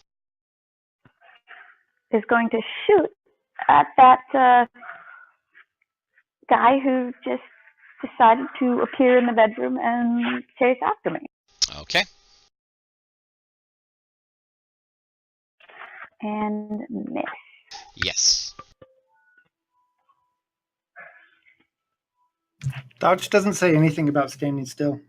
Okay. Just says until your next turn.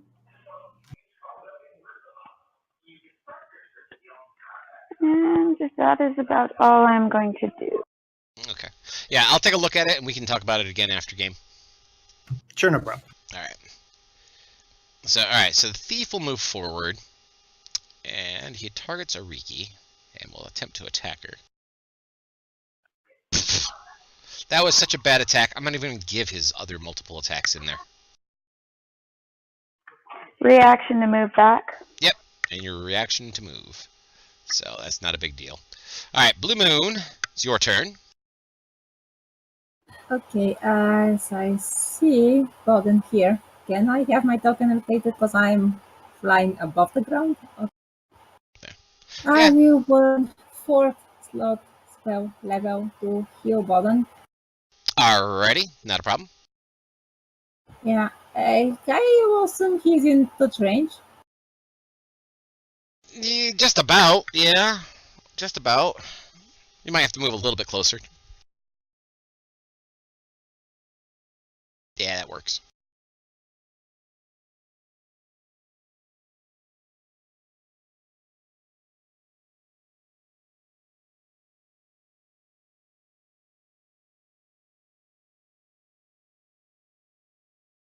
Nice. Yeah, and I'll ask him what's the situation inside.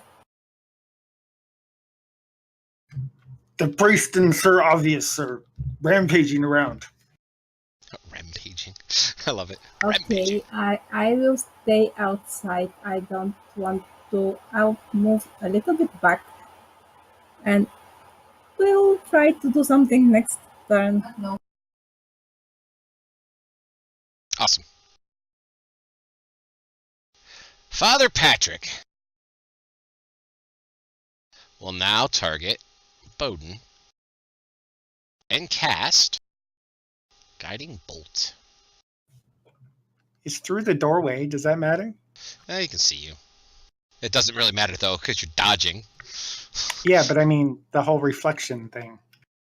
There is no reflection for him. Okay. Yes. Wait, Yes, did you close the door? Nope. No. Oh. All right, so Seraphin, your turn. All right. Now that I have both my hands on my Sword of Answering, I can use two-handed attack on tough number 6. Awesome.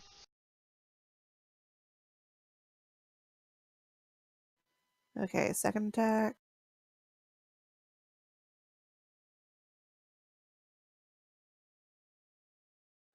And then bonus action, my little dancing sword is going to attack number 7 still.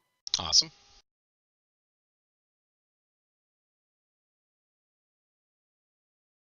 East. It's so sad.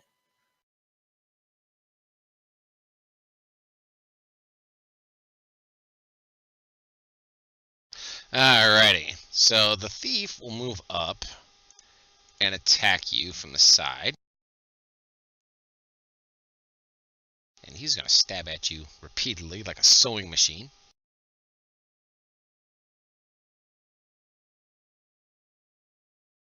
Oh, and finally hit you.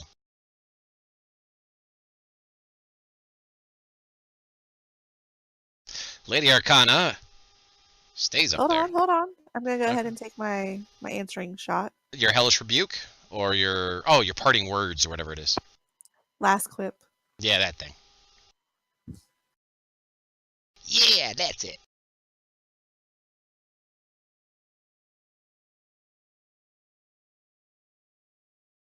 Nice. Alright, so she will... Okay, she turns, and she is looking down on Bowden and Blue Moon, and she's watching things from up there. She looks like she's getting ready to do something. Alright, the tough will attack Seraphin.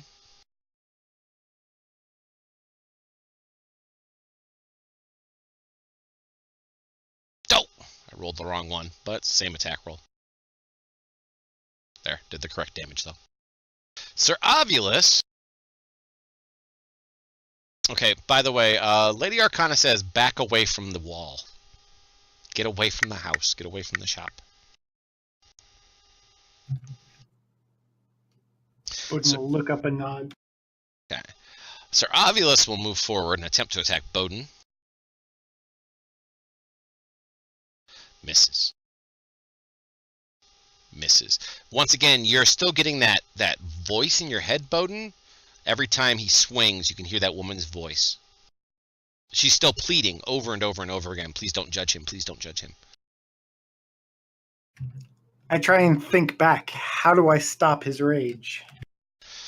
Beginning of the new turn, Ovulus goes first. Continuing his assault, Bowden jumping out of the way. Ha! Hit you finally, you little pimbly-nimbly bastard. Alright, so you should be taking an additional 12 on that. But you won't be, because the sword doesn't want you to. So, Aglius. Okay, since Patrick is looking at the door at Bowden and Sir Ovulus, I'm going to hit Sir Patrick with a chromatic orb at advantage. Well, you're you're invisible, so yeah, it's going to be an advantage no matter what, whether he was looking at you or some other direction. That's a hit.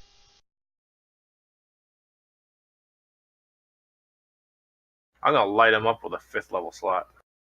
Okay. Excellent.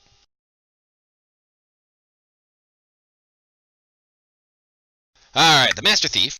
Oh, I got one of those to reroll. Okay. Okay, so you'd be doing 4 more?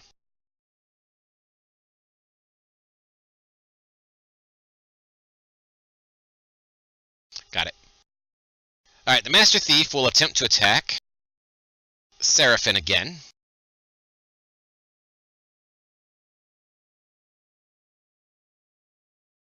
Good lord! These guys cannot hit you for nothing. I'm just so pretty. Yes, you're too pretty. Too pretty. Too pretty to be scarred up. So, Seraphin, it is your turn. I see that. I'm thinking about options.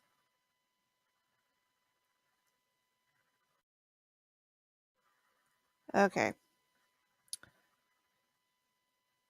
I'm going to do 1 attack with my sword on Thief 7. And miss. Okay. Bonus attack with the dancing rapier. Wow. It's a comedy of errors going on in that basement. I know. And I'm going to do Thunderwave. Sweet.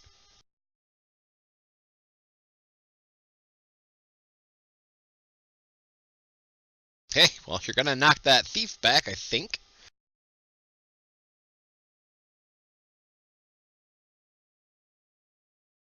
So you knock the thief back. The tough does not get knocked back. Alright, Ariki. I'm gonna shoot the guy. I hope. Shoot him in the face. That's a hit. That's Nice.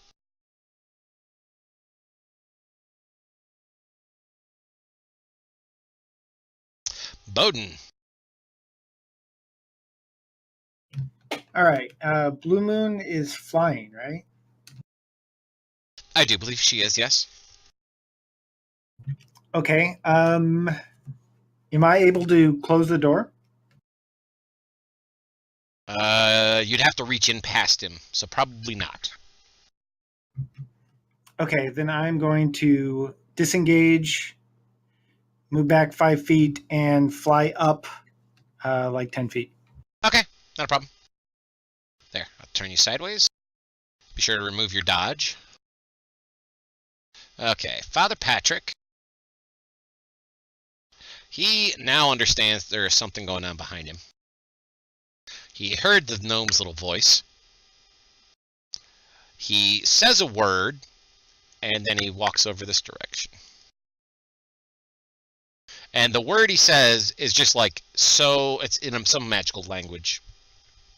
And it sounds like it's so full of contempt, it's not even funny.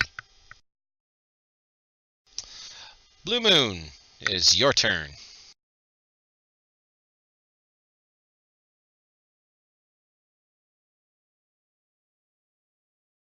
What to do? Well, Arcana had yelled to the two of you to move away from the building. To move away from the building? Yep, move away from the building. Okay, I will do my flying speed and then up a little bit like the rest Okay. of my movement. Up. Do I still have vision on Sir Ovilus? No, because as soon as you move away, Lady Arcana uses her held action to cast Wall of Ice right there. That blue line is now a wall of Okay. ice 5 feet wide, and that entire length. Actually, it goes even longer. I goes to wanted to shoot him while moving away and flying up. I can allow that. Go for it. You can do that as you're Yeah, moving with away. my crossbow. With your crossbow? Sure. I'm very low on spells. I'm sure almost everybody is.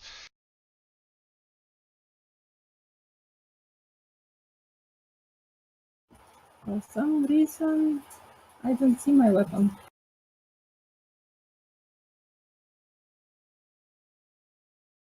How about now? Yeah, I do. If you ever can't see Okay. something, change your mode on the bottom. Okay.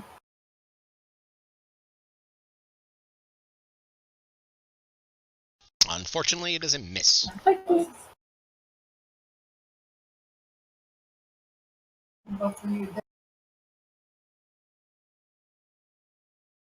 Now the wall of ice can go on. Yep, now the wall of ice is up. The wall of ice is basically blocking so that Ovulus can't come out the door. He's going to have to try to do something to it. But meanwhile, the thief up here, he is going to move in and he is going to attack Little Miss Ariki. Of course he is.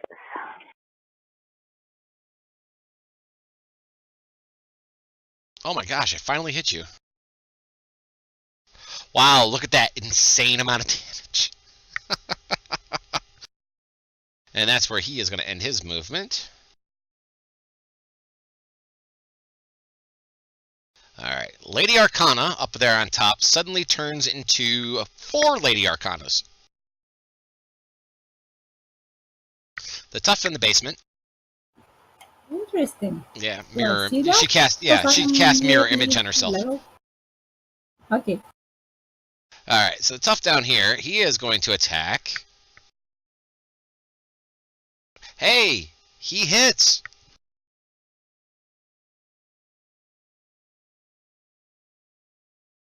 There's 2 hits. He didn't like being thunder waved. Aw, Okay, and then that way I can actually get my reaction. heart Yep. attack. Yeah.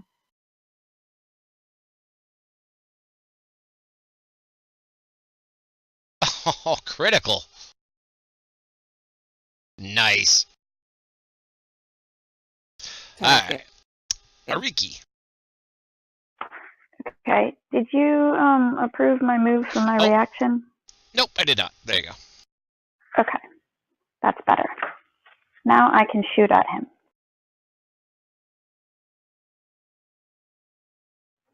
Nice. You hit him. Put an arrow into him. And he snarls and sneers at you as you do that. He says, "Nowhere to run, little lady." And it's his turn, and he advances on you. I love it. The 2 of them are just like chasing each other down the hallway.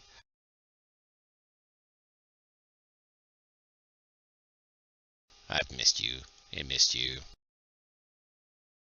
and missed you. And she backs away. Okay. I think you'd be far enough away that I can shoot. Yeah. You keep just moving just outside his range. Alright, so let me see. She does nothing this round. Because she has no targets. Seraphin, your turn. All right. Let me go ahead and do Ray of Sickness. Oh, good lord. You can't... Oh, that's right. You get multiple rays, don't you, at your level? Oh, no. One of them's a saving throw. I forgot about that. Alright, it was a miss. Yeah. Target yourself. No, it's one of them's No? the attack roll, the other one is Oh. the saving throw. But it missed, so there was no need for the saving throw.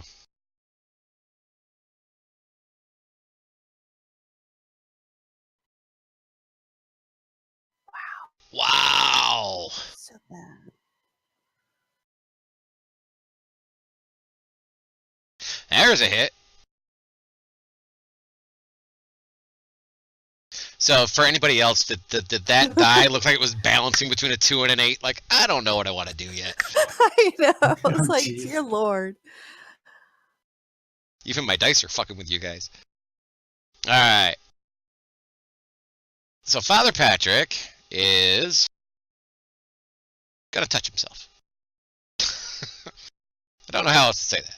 He's gonna touch himself. Typical classic.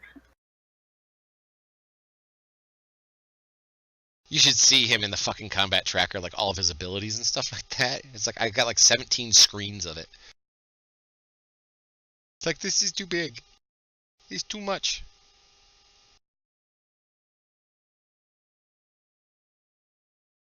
I'll just use prayer since he's using a 2nd level spell slot. It's the same damn thing. Alright, the Master Thief, down here, stands up from prone, moves over to attack.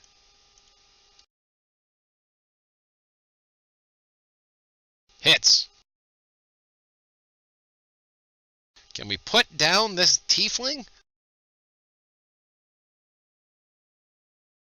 Hits again.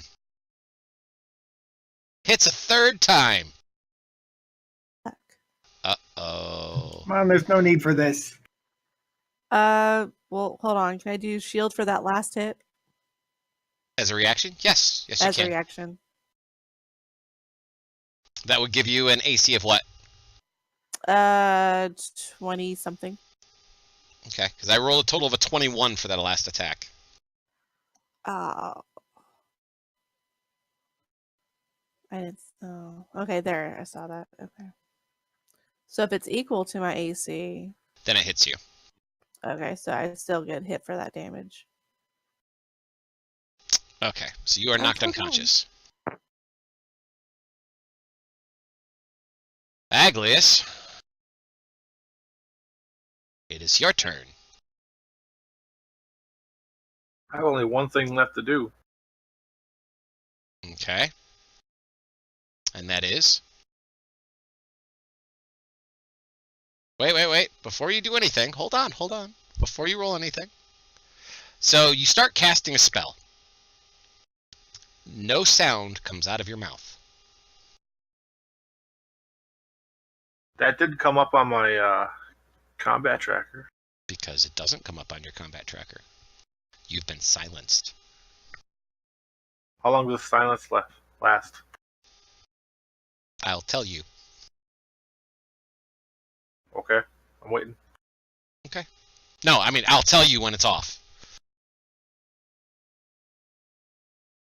Okay. Yeah. You guys do know that game masters can hide their effects on people, so you guys can't see what the effect is.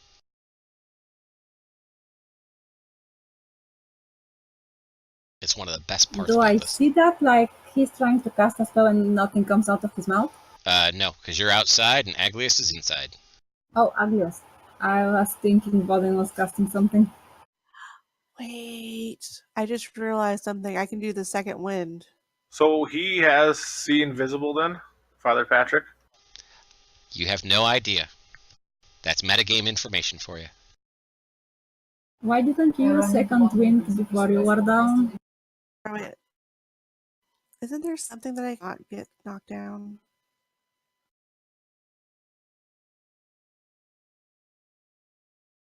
You have to do it on your turn and stuff, though. Yep. Okay.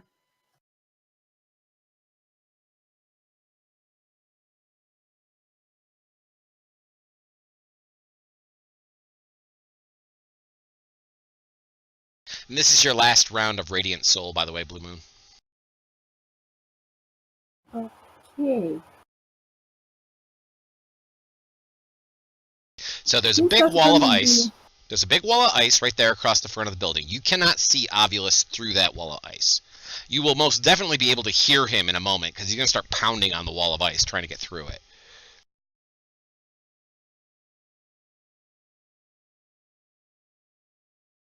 Okay. Then I'll fly up and I'll suggest Bodin does the same. And I'll hide on the roof. Excellent. All right, so I'll put you And next door. wait for him to be visible, and I'm gonna shoot him with my crossbow. All right, so you're going to hold an action to shoot him with your crossbow if he makes it through the wall. Gotcha. Yep. That's perfectly good.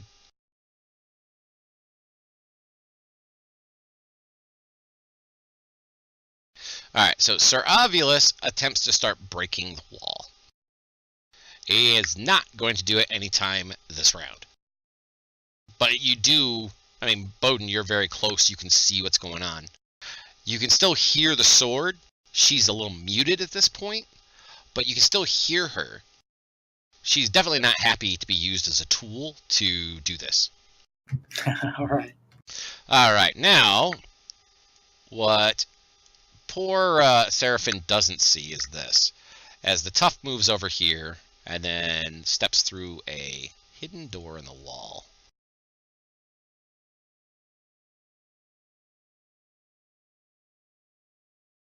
Alright, so Bowden, it is your turn. Where is Lady Arcana right now? Is she on the ground? Is she up flying as well? She's on the top with me. Yep, the she's roof. on a roof. Yep, she's standing up on the roof. Actually, she's laying belly down on the roof.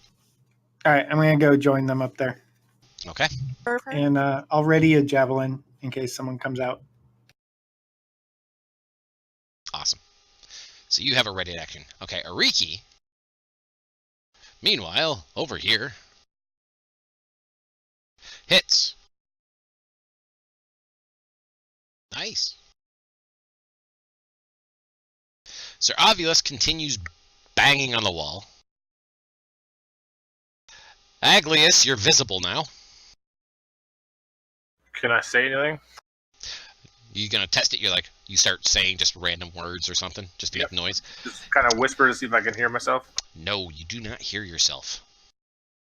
Okay, then. I'm going to try and go through this door then, stealthily.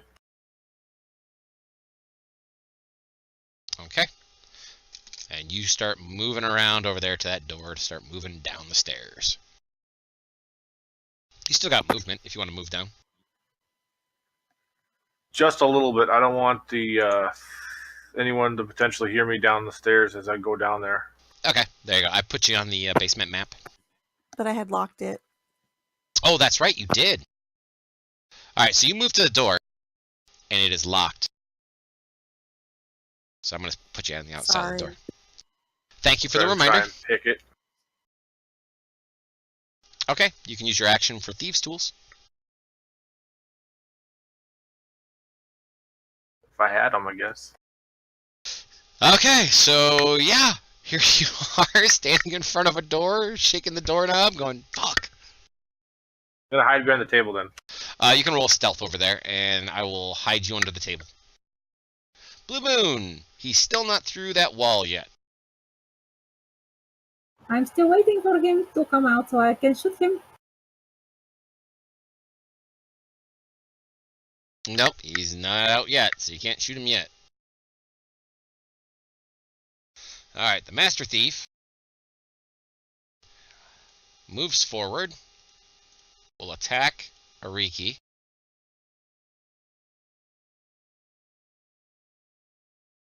And by the way, I see like my resistance. It is necrotic. I have necrotic and radiant resistance. I'll look at that in a little bit. Okay, there's 2 hits. And a miss. So there's the damage to you. You step away. He continues his movement. Because he's not going to let you get away, since he only moved 5 feet before. Alright, this Master Thief joins his tough friend as he goes running out in that thing.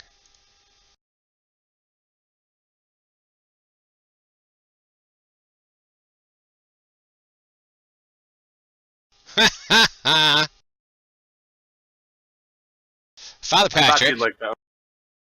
That's funny. That is honestly very funny. Father Patrick will move over to the side since he can't see Bowden or anybody else on the other side. He is going to attempt to start working on the wall of ice as well. Bowden, you can now see that there's lights lighting up the wall. They'll probably break through this next round. All right.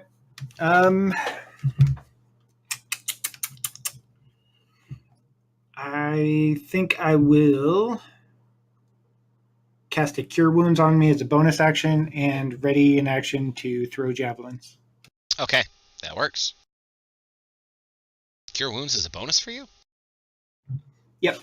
Sweet. The celestial. Oh, the Warlock celestial trait. bit. Yep. That reminds me. Well, before I go to Lady Arcana, let me take a look at Blue Moon real quick. Make sure that the resistances are all proper.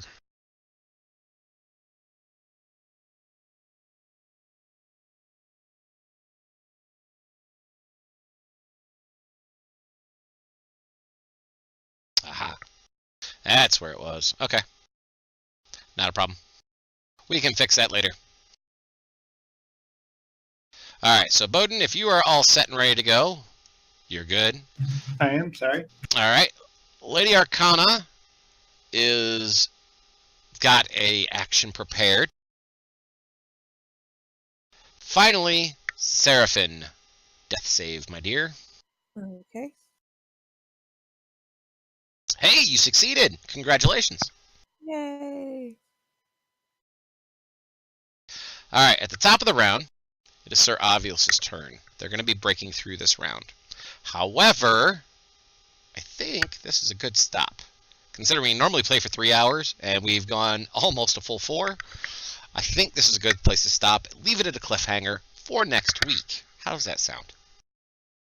Pretty good. Sounds It good works. to me. So if any of you had held actions, make sure to write yourselves notes to give them to yourself. Everything has gone all willy-nilly and sideways on you guys.